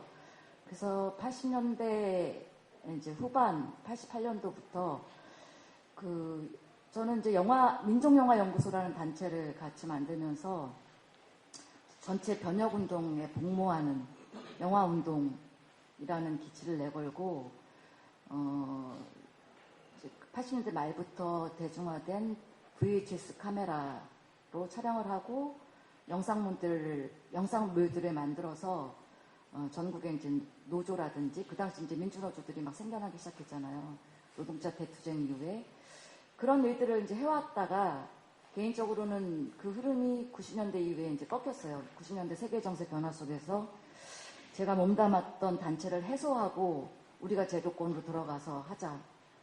그렇게 해서 그 단체가 제가 몸담았던 단체는 해산을 하고 각자 영화계로 들어가서 뭐 감독도 되고 영화 평론가도 되고 또 촬영을 하는 사람도 있었고 여러 가지였는데 지금 이제 뭐 굉장히 말이 좀 길어졌는데 저의 이런 개인사는 아마 제가 만드는 다큐에 좀 반영이 될 것 같아요. 아무래도 저는 이제 저의 관점으로 제가 희망버스의 탑승객 중에 한 사람으로서 이 전 과정을 기록하는 이런 영화가 될 것 같고요. 제가 1차 희망버스를 타게 된 거는 그로부터 한 20년이 지난 후에 제가 뭐 90년대 이후에는 이런 현장과 거의 접할 일이 없었던 것 같아요.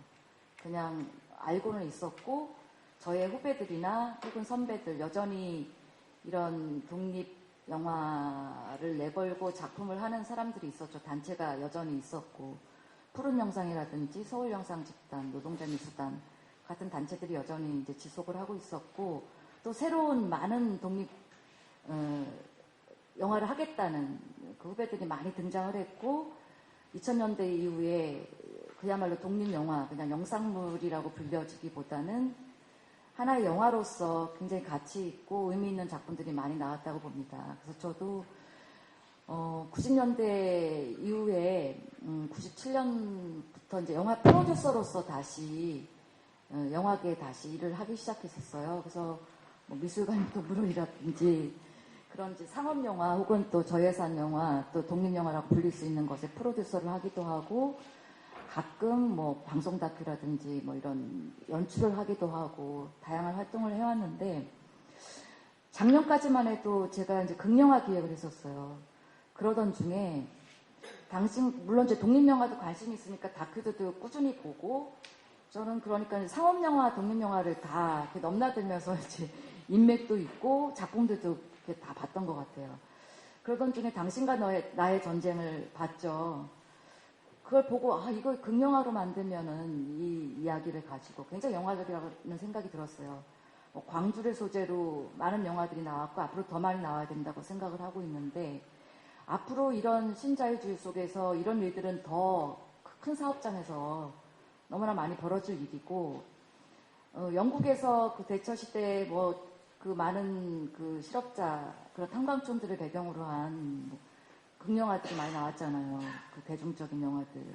풀모티라든지, 뭐, 브레스토프라든지, 또 빌리 엘리엇 같은 그런 이제 배경 속에서 그거를 대중이 볼 수 있게끔 이렇게 극화한 그런 영화들을 생각이 나면서 제가 이제 쌍용 앞에 가봤어요.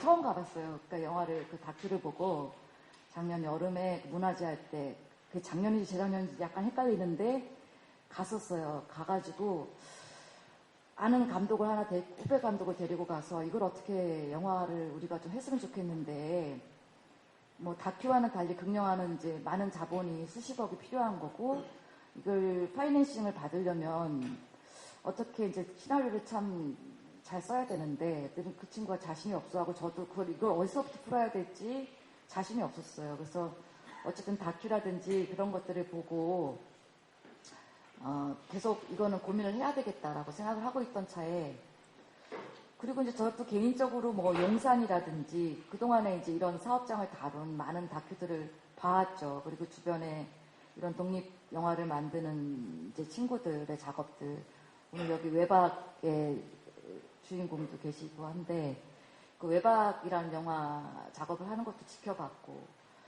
또 이제 예를 들면 또 외박을 이제 다큐가 나오니까 지금 뭐 명필름 같은 데서도 그걸 극영화로 이제 기획 라인업에 있어요. 뭐 카트 제목을 가제가 카트더라고요.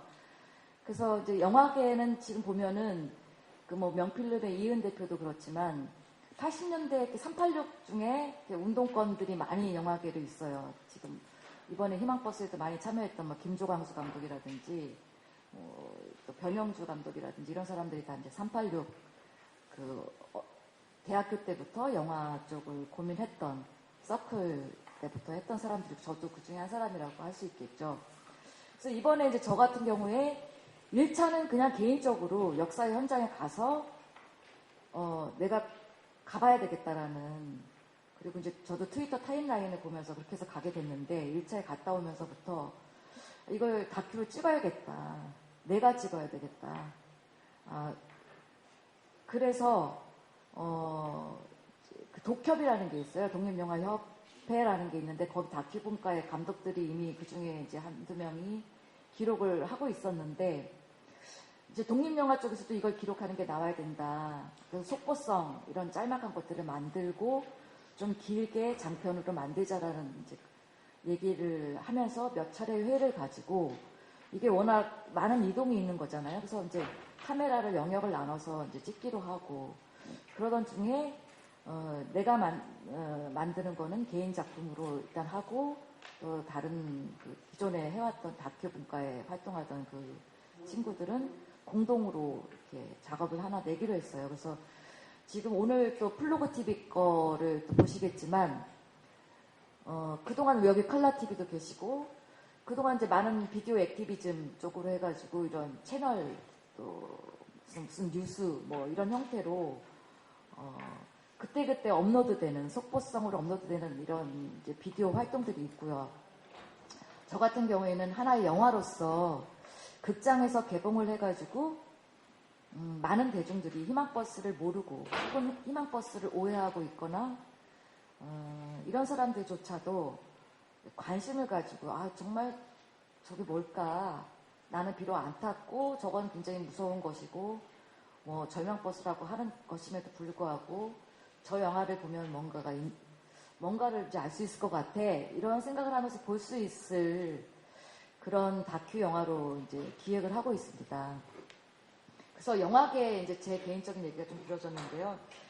영화계 쪽에서는 조직적으로 움직였다기보다 이런 개별적으로 그리고 이제 독립영화 꾸준히 사회 현상들을 담아온 독립영화 부문에서 이것을 기록했다고 할 수 있고요. 5차 희망버스가 이제 부산영화제 기간에 이제 정해지면서 영화인 버스라는 게 조직이 됐었죠. 그래서 영화인들이 이제 그걸 계기로 모이게 됐어요. 저도 이제 영화인 중에 한 사람으로서 영화인 서명을 받기 위해서 이제 많은 사람들을 이렇게 연락을 하고 이런 과정 속에서 영화인들의 이제 모습이 어떤가라는 것도 알게 됐고, 다행히 많은 사람들이 이제 관심을 가지고 서명을 해주긴 했는데, 사실 영화인들이 뭐 영화산업노조도 있고 영화단체 연대회의라는 이름으로 뭐 10여 개의 조직들이 있긴 있어요. 부문별로. 그렇지만 그렇게 조직화되지는 못했어요. 그리고 실제로 각자의 작업과 뭐 작품, 작업 활동들이 있다 보니까 여기에 올 수 있는 사람들이 이렇게 많지 않았고, 영화인 버스를 조직해서 그 당시 이제 영도에 학생들 이렇게 포함해가지고 외국인들 이렇게 포함해서 버스 한 대와 작은 승합차 이렇게 두 대가 이제 영도에 들어갔었는데, 그 당시 이제 많은 유명한 그 영화인들은 부산영화제 기간에 이제 참석을 해야 돼서 정작 영도에는 이렇게 많은 사람들이 가지 못했는데, 나중에 개별적으로 그동안 이제 이렇게 사회적인 사안에 대해서 적극적인 몇몇 감독들, 뭐 임순애라든지 변영주라든지 몇몇 감독들이 또 오기도 했고, 나중에 이제 개별적으로 영도를 찾기도 했고, 그런 걸로 알고 있어요. 근데 이제 저 같은 경우에는 사실 굉장히 좀 특이한 존재예요. 저의 이력을 보더라도 그렇고 약간 특이한 존재인데, 제가 이런 작업을 그동안 영화 프로듀서로서 활동을 하던 사람이, 또 극영화 프로듀서로서 활동을 하던 사람이 다큐를 직접 촬영을 하고, 또 오랜만에, 저는 이제 오랜만에 다큐 작업을 하는 건데, 이런 것들이 이제 주변에 굉장히 이렇게 궁금증을 불러일으키는 것 같아요. 그래서 어떻게 나올까 이제 궁금해하기도 하고, 저도 이게 저희 개인 작업이라기보다는 여기 담긴 수많은 희망버스의 탑승객들과, 그리고 이 탑승객들을 통해서 그들과 함께 이제 만나게 된 한진 조합원분들이 계시죠. 그래서 이제 다큐를 보시면 아시겠지만 저의 그 카메라 시점이 이동을 하게 되는 걸 알 수 있어요. 점점 이제 제가 찍는 대상과 가까워지고, 이제는 더더욱이나 이제 이쪽 편에서 이렇게 이쪽 얘기를 더 많이 담을 수밖에 없어서, 처음에 그냥 깔깔깔 희망버스라는 한 작품 장편 다큐를 기획했던 것이 지금 희망버스 3부작해서 장편 3개를 생각을 하고 있어요. 향후 몇 년간. 그래서 이제 일단 일부가 될 희망버스, 깔깔깔 희망버스는 내년 상반기 완성을 목표로 지금 작업을 하고 있고요. 그리고 이제 저뿐만이 아니라 이번 희망버스에 관련된 작품이 장편 다큐가 3개 정도가 이제 나오는 걸로 알고 있어요. 그래서 제가 예전에 그 영화운동의 관점에서 어떤 운동이 정해준 방향대로 이렇게 사고하는 프로파간다 영화를 20년 전에 만들었다면, 지금은 어떤 예술이 해야 할 역할, 뭐 예술에는 문학도 있고 영화도 있고 뭐 미술도 있고 여러 가지가 있겠지만, 굉장히 어떤 성찰과 뒤통수를 두드리는 뭔가가 있어야 된다고 생각을 해요. 오늘 노동운동에 대한 여러 가지 비판, 자성, 여러 가지가 있지만, 저 뭐 이렇게 들으면 이제 그냥 그런가 보다 하고 사실 잘 몰라요. 그러니까 우리 한국 사회에 대해서도 나름대로 뭐 인문학 공부도 몇 년 동안 해왔고, 그렇지만 그것을 제가 뭐라고 정의하기는 힘든 것 같고, 여전히 어떤 그런 의문을 가지고 희망버스를 탔고, 과연 희망이란 게 무엇일까? 저 버스를 타고 가면 그 끝에는 뭐가 있을까? 그리고 이 많은 사람들이 과연 뭐 정말 그냥 어떤 아까 감상적, 어떤 정서적인 뭐 이런 그런 접근만이 아닌 어떤 뭔가를 찾기를 바라는 거죠. 예. 그래서 어쨌든 영화 부문에 대해서 제가 대표해서 어떤 얘기가 됐는지는 모르겠지만 이상으로 일단 마치겠습니다. 예, 박수 부탁드리겠습니다. 예, 바로 또 이어서요. 아마 그 소개하기 전에 그 3차 때요. 3차 때 우리가 다 시청 앞에서 출발할 때 시청 앞에서 출발 안 하신 분들이 계세요. 훨씬 이른 시간에. 왜냐하면 영도 안에 들어가야 했거든요. 그때 우리 또 학생들께서 우리가 먼저 들어가서 하여튼 영도 다리를 넘어서자 이렇게 해서 가장 이른 시간에 들어가셨던 분들이시기도 하시고, 예, 힘찬 박수로 차성미님 모시겠습니다.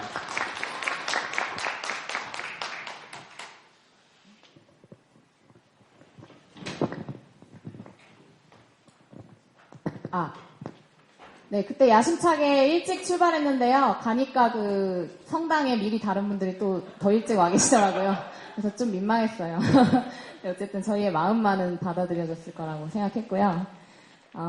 희망버스가 얼마나 성공적이었는지 이런 거는 정말 수없이 많이 얘기되잖아요. 근데 그 중에 하나에 저는 어디서 느꼈냐면은 저희 엄마가 지지하는 투쟁이에요. 제가 보통 이제 어떤 사안에 대해서 또는 이제 어떤 투쟁에 대해서 보통 사람들이 어떻게 생각할까 이런 게 궁금할 때 엄마한테 물어보거든요. 근데 저희 엄마가 올해 지지했던 투쟁이 한 3개 정도 되는데 그 중에 하나가 홍대 청소 노동자들의 투쟁이었고 또 하나가 희망버스였고 또 하나가 이제 반값 등록금 투쟁이죠. 그래서 제가 부산에 뭐 5-6번씩 그렇게 딸내미가 돈도 못 버는 딸내미가 그렇게 내려가는 거를 그래도 어느 정도 이해해 주실 수 있었던 그런 걸 보면서 이게 무슨 뜻이냐면은 저희 엄마가 저희 집에서 신문을 2개를 봐요. 원래 조선일보를 보다가 제가 싸워가지고 한겨레로 바꿨어요. 네, 경향신문 기자님 죄송합니다. 근데 어느새 보니까는 스리슬쩍 아버지가 또 중앙일보를 시켜가지고 보고 계시더라고요. 그래서 2개를 보는데 네, 한겨레랑 중앙이랑 붙어서 한겨레가 이겼다는 뜻이에요. 희망버스 투쟁에서는 저희 엄마가 그렇게 생각하시는 걸 보면 그래서 참 신기하기도 하고 되게 지지받는 투쟁을 우리가 점점 하기 힘들어지는 어리지만 그래서 그런 상황에서 그냥 사람들의 지지도 그렇고 우리가 스스로 느끼는 어떤 자신감 이런 거에도 많은 큰 도움이 된 투쟁이었다고 생각하고 엊그제 들으신 분들도 있겠지만 현대차 사내하청 성희롱 부당해고에 맞서서 투쟁하셨던 여성 동지가 승리를 하셨는데 그래서 아산에서 있었던 투쟁 승리 보고대회에서 대리인 동지께서 하셨던 말씀이 있어요. 유명하신 대리인 권수정 동지께서 우리에게 이제 오랜 시간의 패배감으로 학습이 되었듯이 거기서 빠져나오기 되게 힘들었듯이 이제 연속되는 승리 또한 되게 자본이 그 분위기를 막기는 힘들 것이다 라고 말씀을 하시면서 올해 있었던 희망버스 투쟁의 승리나 제가 어제 투쟁 승리 보고대회를 다녀온 그 투쟁의 승리나 이런 것들이 그런 분위기로 이어지지 않겠냐. 다음 달쯤에 이제 쌍차만 승리하면 딱 좋을 것 같다라고 하셨는데 정말 그랬으면 좋겠고요. 아무튼 저희는 짧게 앞에 덧붙여 봤는데 학생 단위니까 학생 단위들에서 했던 고민을 중심으로 저희밖에 할 수 없는 고민들 이런 걸 중심으로 말씀을 드리려고 하고요. 일단은 학생 단위들이 여기서 말하는 학생 단위라고 하는 거는 5개 조직 정도 돼요. 한대련, 저희 전국학생행진, 그다음에 대학생 사람연대, 산호위 학생분회, 빠진 게 어디죠? 대학생 다 함께 이렇게 5개 조직이 주로 공동 사업을 했었어요. 그래서 대표적으로 했던 거를 좀 돌아보면은 2차 때 사전 사업으로 한진 본사 앞에서 집회를 한번 했었고요. 학생 단위들이 공동으로 집회를 하고 이제 항의 행동을 하는 그런 일정이 있었고, 그리고 3차랑 4차 사이가 이제 딱 대학생 조직들에서 실천단을 가는 시기예요. 여름 실천단. 근데 거의 모든 학생 조직에서 실천단에서 부산을 꼭 가서 이제 거기서 문화제나 집회나 간담회를 진행을 했고, 저희 같은 경우에 제가 소개해서 여기 안 써있는데 전국학생행진이라는 단체에서 활동을 하고 있고요. 전국학생행진에서 꾸렸던 반신자유주의 희망선봉대, 트렌드를 또 따라야 되니까. 희망선봉대랑, 그 다음에 대학생사람연대에서 꾸렸던 생명평화의 바람, 이 이제, 실천단은 같이, 한진 본사, R&D 센터 있잖아요. 거기 부산에 있는 R&D 센터에 또 항의행동을 하기도 했었고, 되게 속이 시원하더라고요. 아주 본사에다가, 여기가 조나모 보고 있나? 이런 느낌 있잖아요. 그래서, 굉장히 속이 시원했던 그런 실천이 있었고, 그 다음에 5차 때는 또 이제 한참 개강하고 등록금 투쟁이 다시 불붙었던 그런 시기여서 이제 그런 투쟁과의 결합으로 몇몇 학생 단위들에서 거리 수업으로 저희 같은 경우에는 한진 정투위 동지들을 불렀었고 또 한진 정투위 동지들이랑 박래군 동지를 함께 불러가지고 거리 수업을 하면서 이 등록금 투쟁이 비정규직이나 정리해고 투쟁과 왜 만나야 하는가 이런 주제로 강연을 또 부탁을 드려가지고 진행을 하기도 했었어요. 그리고 5차에 가서는 보이는 라디오라는 컨셉으로 노학연대 문화제를 하기도 했었고 그래서 이런 식으로 나름대로의 실천이 있었는데 이 학생 단위들의 참석 인원을 합쳐보면 제가 알기로는 2, 3차 때 이제 가장 많았을 때 한 400 좀 넘었던 것으로 알고 있는데 정확하진 않아요. 근데 규모도 사실 규모인데 그때 이제 사실 그 당시에 희망버스 전체 규모를 생각을 해보면은 어떻게 보면은 크게 의미 있는 숫자가 아닐 수도 있겠다는 생각도 들어요. 근데 사실 숫자보다도 대학생들의 참여가 어떤 전체 분위기에 미치는 영향이나 의미가 있었다고 생각을 해요. 그런 말씀을 또 기획단에서든 일반 이제 참가자들이든 많이 얘기를 하셨었고, 어떤 면에서 그럴까 생각을 해보면, 학생들이 청년학생이라는 말이 있듯이 그런 이제 분위기가 있잖아요. 발랄함, 패기. 근데 그런 것들이 있는 거랑 없는 거랑 차이가 있긴 있나 봐요, 다행히도. 근데 저희가 물론 날라리 막 이런 분들처럼 잘 놀지는 못하거든요, 저희 조직이. 근데 그래도 없는 것보다는 이렇게 분위기가 뜨는 그런 효과가 좀 있는 것 같고, 그리고 어떤 투쟁에 대해서 대학생들이 좀 지지한다라는 의미가 또 가지는 그런 의미도 좀 있는 것 같아요. 그래서 그런 부분들이 좀 대학생들로서 어떻게 이 문제에 좀 참여해야 할까라는 고민을 어떤 투쟁에서든 그렇긴 하지만은 좀 촉발을 시켰던 것 같아요. 그래서 기획단에서도 항상 저를 이제 압박을 많이 하셨는데, 저는 이제 항상 저를 보면 하시는 말씀이 차승미가, 제가 이름 차승미잖아요. 이게 차가 버스라고, 그래서 승리가 있어야 희망버스가 이긴다라고 하면 주로 이런 말씀 하실 때 언제냐면 제가 이제 회의에 안 갔을 때, 그 다음에 보면 왜 안 왔니? 이런 의미로 저는 받아들였는데, 아무튼 그런 기획단에서도 조직 단위들 안에서도 좀 학생들에게 거는 기대나 이런 것들이 있었다고 생각을 하고, 저는 그게 이해가 가고요. 그리고 맞다고 생각해요. 저희가 많이 고민해야 되는 부분이라고 생각을 해요. 그래서 근데 아쉬운 점은 뭐냐면요. 저희가 내부에서도 평가를 진행을 했었는데, 희망버스랑 연동된 사업을 하면서 사실 학교 안에서 무슨 사업을 하거나 학생 대중들을 좀 만나고 조직하고 이제 실제로 데려오고 이런 거를 활발히 하지는 좀 못했던 것 같아요. 일단은 아쉬운 점은 방학이라는 점이 좀 있긴 했어요. 2, 3차가 다 방학에 걸쳐 있었거든요. 그래서 그게 좀 아쉽긴 한데, 어쨌든 이게 학생운동, 그러니까 저희 내적인 성장을 위해서도 그렇지만은 어쨌든 이 정리해고 비정규직 투쟁이 가지는 의미를 이제 사회적인 담론이 막 그렇게 만들어지고 있었는데, 이게 학교 안에서, 대학 안에서 대학생들에게 어떻게 남을 것인가에 있어서 사실 되게 중요한 문제였는데, 좀 그런 부분을 잘 하지 못했던 점이 저희가 가장 크게 평가한 부분이었는데, 모범 사례들이 좀 있긴 해요. 뭐 동아대 같은 경우에는 영상 가깝기도 하고, 부산에 있는 동아대 같은 경우에는 영상의 간담회 뭐 이런 것들을 또 진행하기도 했고, 뭐 학교별로 모범 사례들이 좀 있긴 한데, 어쨌든 전체적으로 봤을 때 이 국면을 활용해서 그런 실천을 잘 하지 못했던 거, 그런 부분에 대한 평가를 좀 남긴 바가 있고요. 그리고 또 하나는 희망버스에 어쨌든 간에 그 참여했던 저 개개인들한테는 굉장히 큰 의미로 남았다고 생각하고, 실제로 학생운동을 안 하다가 희망버스에 참여하면서 막 쑥쑥 커가지고 학생운동가가 되고 이러는 친구들도 있었고, 실제로. 근데 대학생들이 희망버스에 참가하는 의미가 좀 사회적으로 부각되지 않았던 점이 있었던 것 같아요. 그러니까 저는 어떤 의미로 좀 발언을 했었으면 좋겠다고 생각을 하냐면, 이런 사회에서 대학생으로서 이게 살아갈 희망이 없다. 이렇게 하루아침에 자고 일어나면 몇백 명이, 몇천 명이 심지어 해고되고, 이런 사회에서 도대체 무슨 희망을 가지고 대학을 다니라는 거냐, 무슨 희망을 가지고 살라는 거냐. 이게 그런 이제 유명한 구호도 있잖아요. 저들에게 우리의 미래를 봉쇄당했다. 이런 구호도 있는데, 좀 그런 멋있는 말도 해가면서 좀 이렇게 대학생들은 이런 의미로 연대하고 있습니다라는 거를 좀 팍팍 이렇게 치고 나갔으면 좋았겠다는 생각이 드는데, 어쨌든 그런 부분을 좀 미흡했던 게 아닌가라고 생각을 합니다. 여기까지가 저희 단위에서 진행한 평가인데요. 앞으로의 과제나 그 진로 부분에 있어서 그냥 간략하게 말씀드리면, 일단 저는 과제로 많이 얘기되는 그 정리해고 문제를 평가와 연동돼서 해결하지 못했다, 이렇게 얘기되는 거에 대해서는 사실 저는 해결하지 못했다라는 것 자체를 평가의 내용으로 삼기보다는, 사실 정리해고라는 걸 왜 누가 그랬잖아요. 뭐 사회주의 하자는 거냐, 정리해고 비정규직 없는 세상.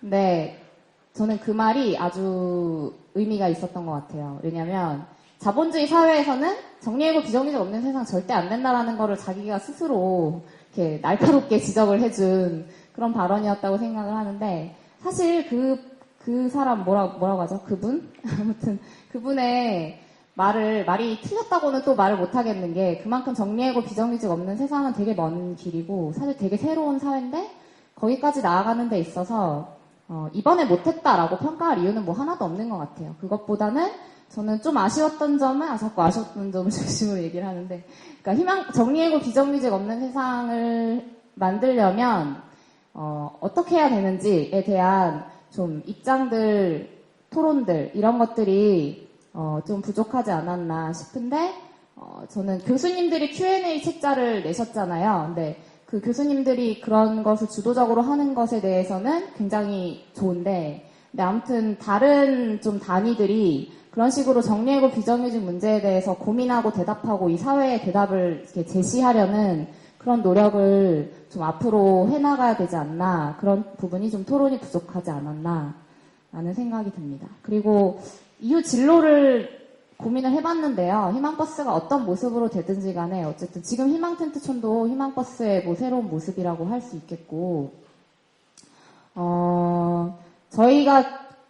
저희는 그런 얘기를 던져보고 싶은데, 등록금 투쟁이라는 게 있잖아요. 학생들에게 굉장히 지금은 이제 학생 운동이라는 것 자체를 규정하는 말로 또 됐는데, 등록금 투쟁이 내년에도 분명히 등록금 투쟁은 벌어질 거고 크게 벌어질 것 같고, 근데 이제 이 안에서 좀 올해도 고민을 했었던 거긴 한데, 등록금 투쟁이랑 그 희망버스 같은 투쟁을 어떻게 만나게 할 것인가라는 부분에 있어서 좀 저희에게 고민이 던져지지 않았나 싶어요. 내년에도 주요한 고민이 될 것 같고, 일단은 저는 등록금 투쟁 자체에 그 내용적으로 좀 재구성되어야 하는 부분이 있다고 생각을 해요. 그래야 희망버스랑 만날 수 있는 접점이 생기는, 어느 점이라고 생각하냐면, 그러니까 등록금을 인하해야 된다, 반값으로 해야 된다라는 안에 들어있는 좀 그러니까 노동자들의 노동권이랑 갈등적인 부분이 있다고 생각을 하는 거거든요. 그 말만으로는.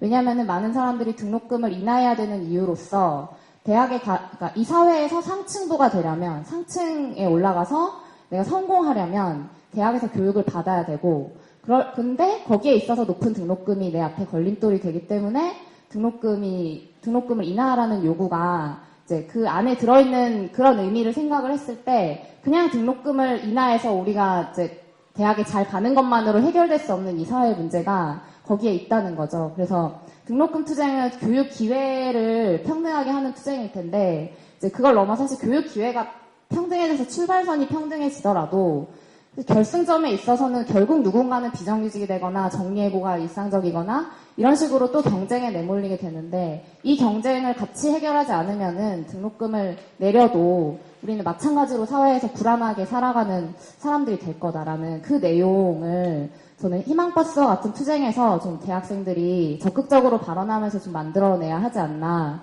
싶고, 또 하나는 이런 게 중요한 이유는 또 하나 뭐라고 생각하냐면요. 학생운동의 표상이라는 것 자체가 많이 변하고 있는 것 같아요. 확. 그래서 요즘엔 어떠냐면 대학 안에서 학생운동이라는 거는 등록금 문제를 해결하는 사람들로서 표상되고 있거든요. 사실. 그래서 노학연대라는 게 많이 사라졌고, 학교 안에서 그런 얘기를 하면은 특히 학생의 선거 같은 거에서 많이 욕을 먹어요. 도대체 학생회가 왜 그런 걸 하냐. 이게 이제 서로의 권리가 이제 만나는 그런 지점들을 밝히는 운동을 학생운동이 못해왔기 때문에 봉착한 난관일 텐데, 그런 점에 있어서 이제 등록금 투쟁은 등록금 투쟁대로 정당성이 있는 투쟁이고 하는데, 이제 학생운동이라는 것이 그것만으로 표상되는 것을 우리가 넘어설 다른 기획이나 노학연대의 실천들이 적극적으로 필요하지 않나. 아까 제가 그 희망버스를 학교 안으로 가지고 들어오지 못한 것이 아쉽다라고 했던 부분도 이 지점을 얘기하는 것 같습니다. 네, 여기까지 하겠습니다. 예, 계속 이어서 가겠습니다. 저는 1차, 2차, 그리고 5차, 3차, 1차, 2차, 3차, 5차 다 부산 갈 때마다 제가 있었던 차에 고등학생들이 계셔서요. 사실은 같은 차에 고등학생들이 나와서 이렇게 발언하면 굉장히 이게 여러 가지 감동적인 게 있잖아요. 그런 것도 있고 그래서 더 대학생들이 타는 것보다 더 기분 좋은 게 아마 희망버스에서 고등학생들을 만나는 거였는데요. 예, 소개해드리겠습니다. 우리 청소년 인권활동가 어스 힘찬 박수로 맞이해주시기 바랍니다. 네. 좀 마지막에 발표하는 건 좀 불리한 것 같다는 생각을 계속 하고 있었어요.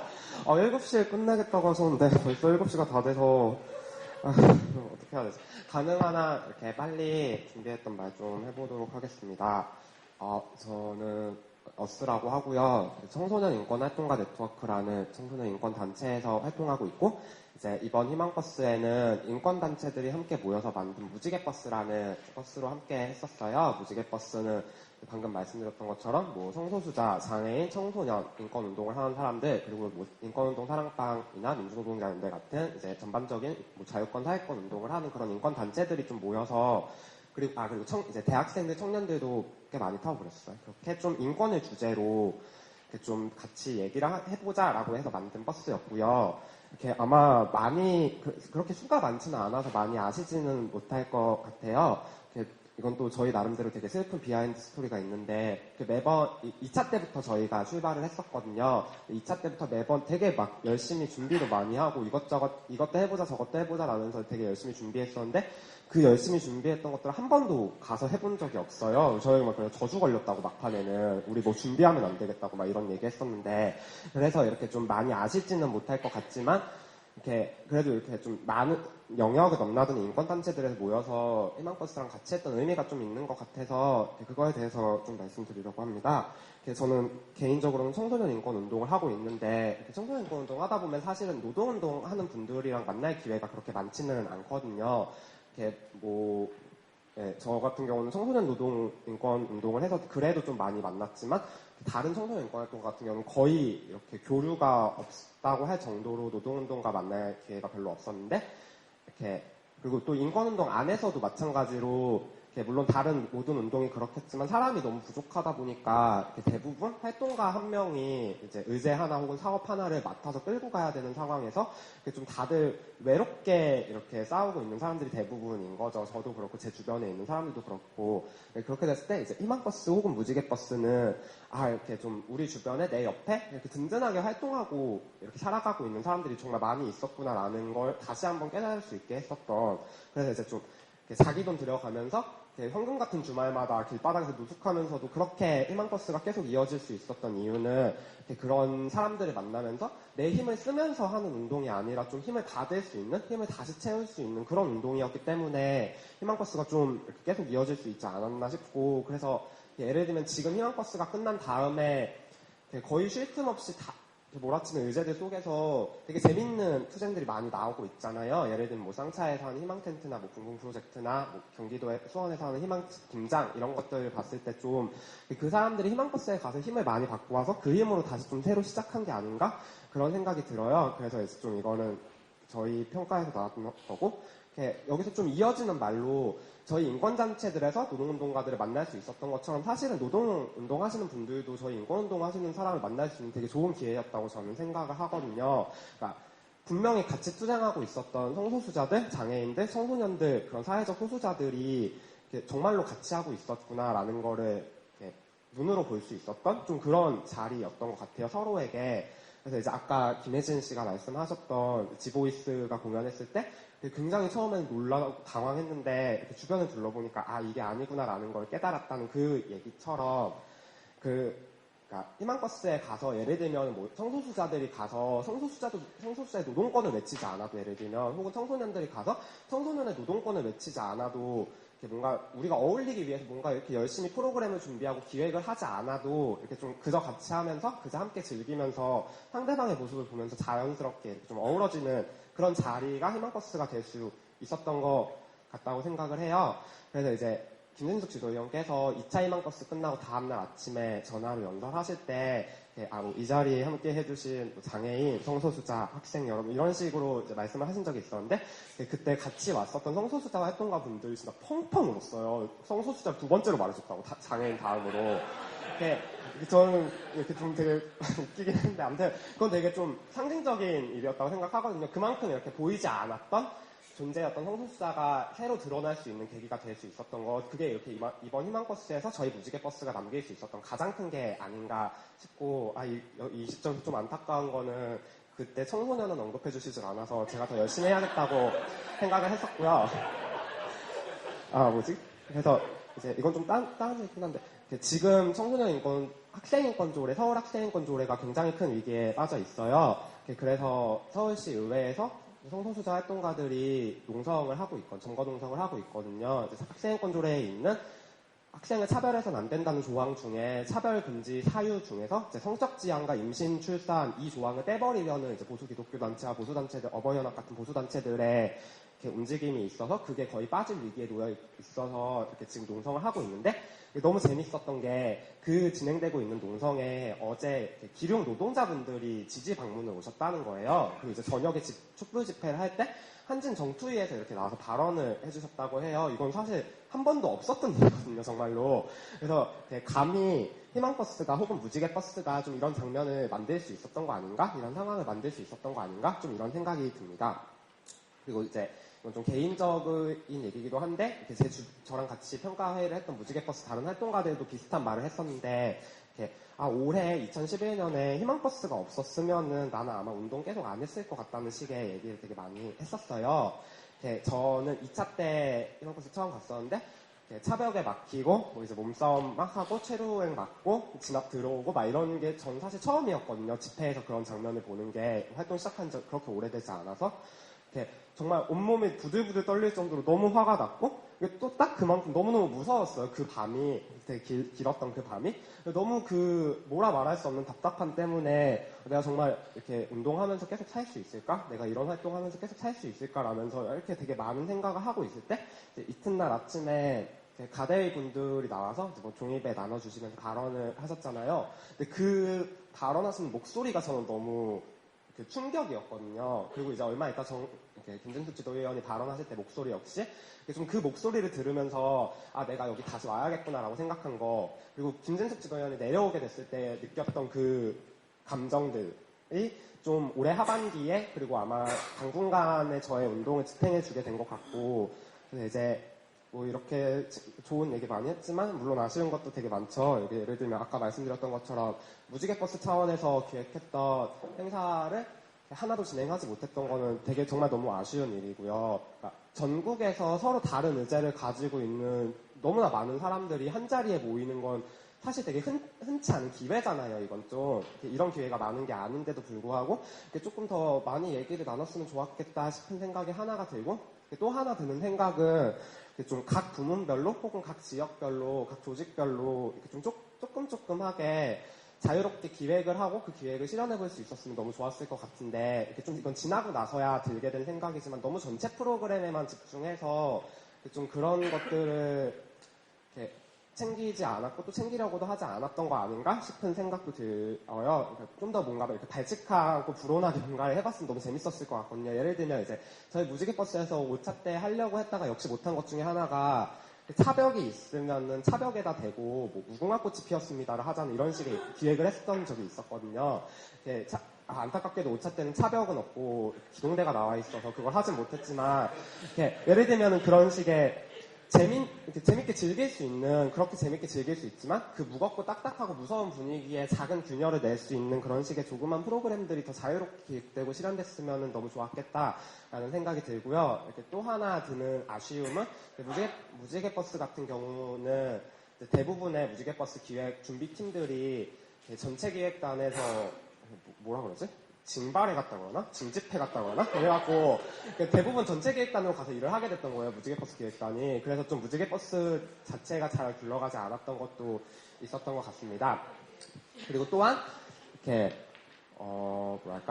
몰빵해서 딱 몰려가는 그 방식에 대한 고민도 계속 저는 좀 드는데, 그러니까 예를 들면 계속 말했던 게, 아까도 말씀해 주셨던 게, 한증 끝났으니까 다음은 쌍차다. 예를 들면 뭐 다음은 재능이다. 이렇게 뭐 하나 끝냈으니까 다음 거. 그러니까 소위 그냥 한 놈만 자꾸 친다는 그 전략에 대해서는 이렇게 되게 걱정되는 게 많거든요. 그러니까 쌍차에 이렇게 끝나자마자 쉴 틈도 없이 바로 그렇게 쌍차로 달려가고 싶어 하시는 목소리가 많은 거는 저는 좀 이렇게 죄책감을 많이 갖고 계셔서 그런 거라고 생각을 해요. 우리가 모두 한진에 가 있을 때 소외돼 있었던 그 사람들에 대한 죄책감이 이제 걔네를 좀 챙겨야겠다라는 생각이 들게 하는 거 아닌가? 이런 생각이 좀 드는데 그냥 뭐 그런 식으로 해서 이번엔 쌍차, 그 다음은 재능, 그 다음은 유성 이렇게 가는 거는 결국에는 좀 이렇게 그 몰빵 방식이라는 틀을 벗어나지 못하는 것 같고 또한 이렇게 결국 활동가들 혹은 참여하는 시민들이 떨어져 나가기만 하는 방식이 아닌가? 이런 생각이 들면서 일상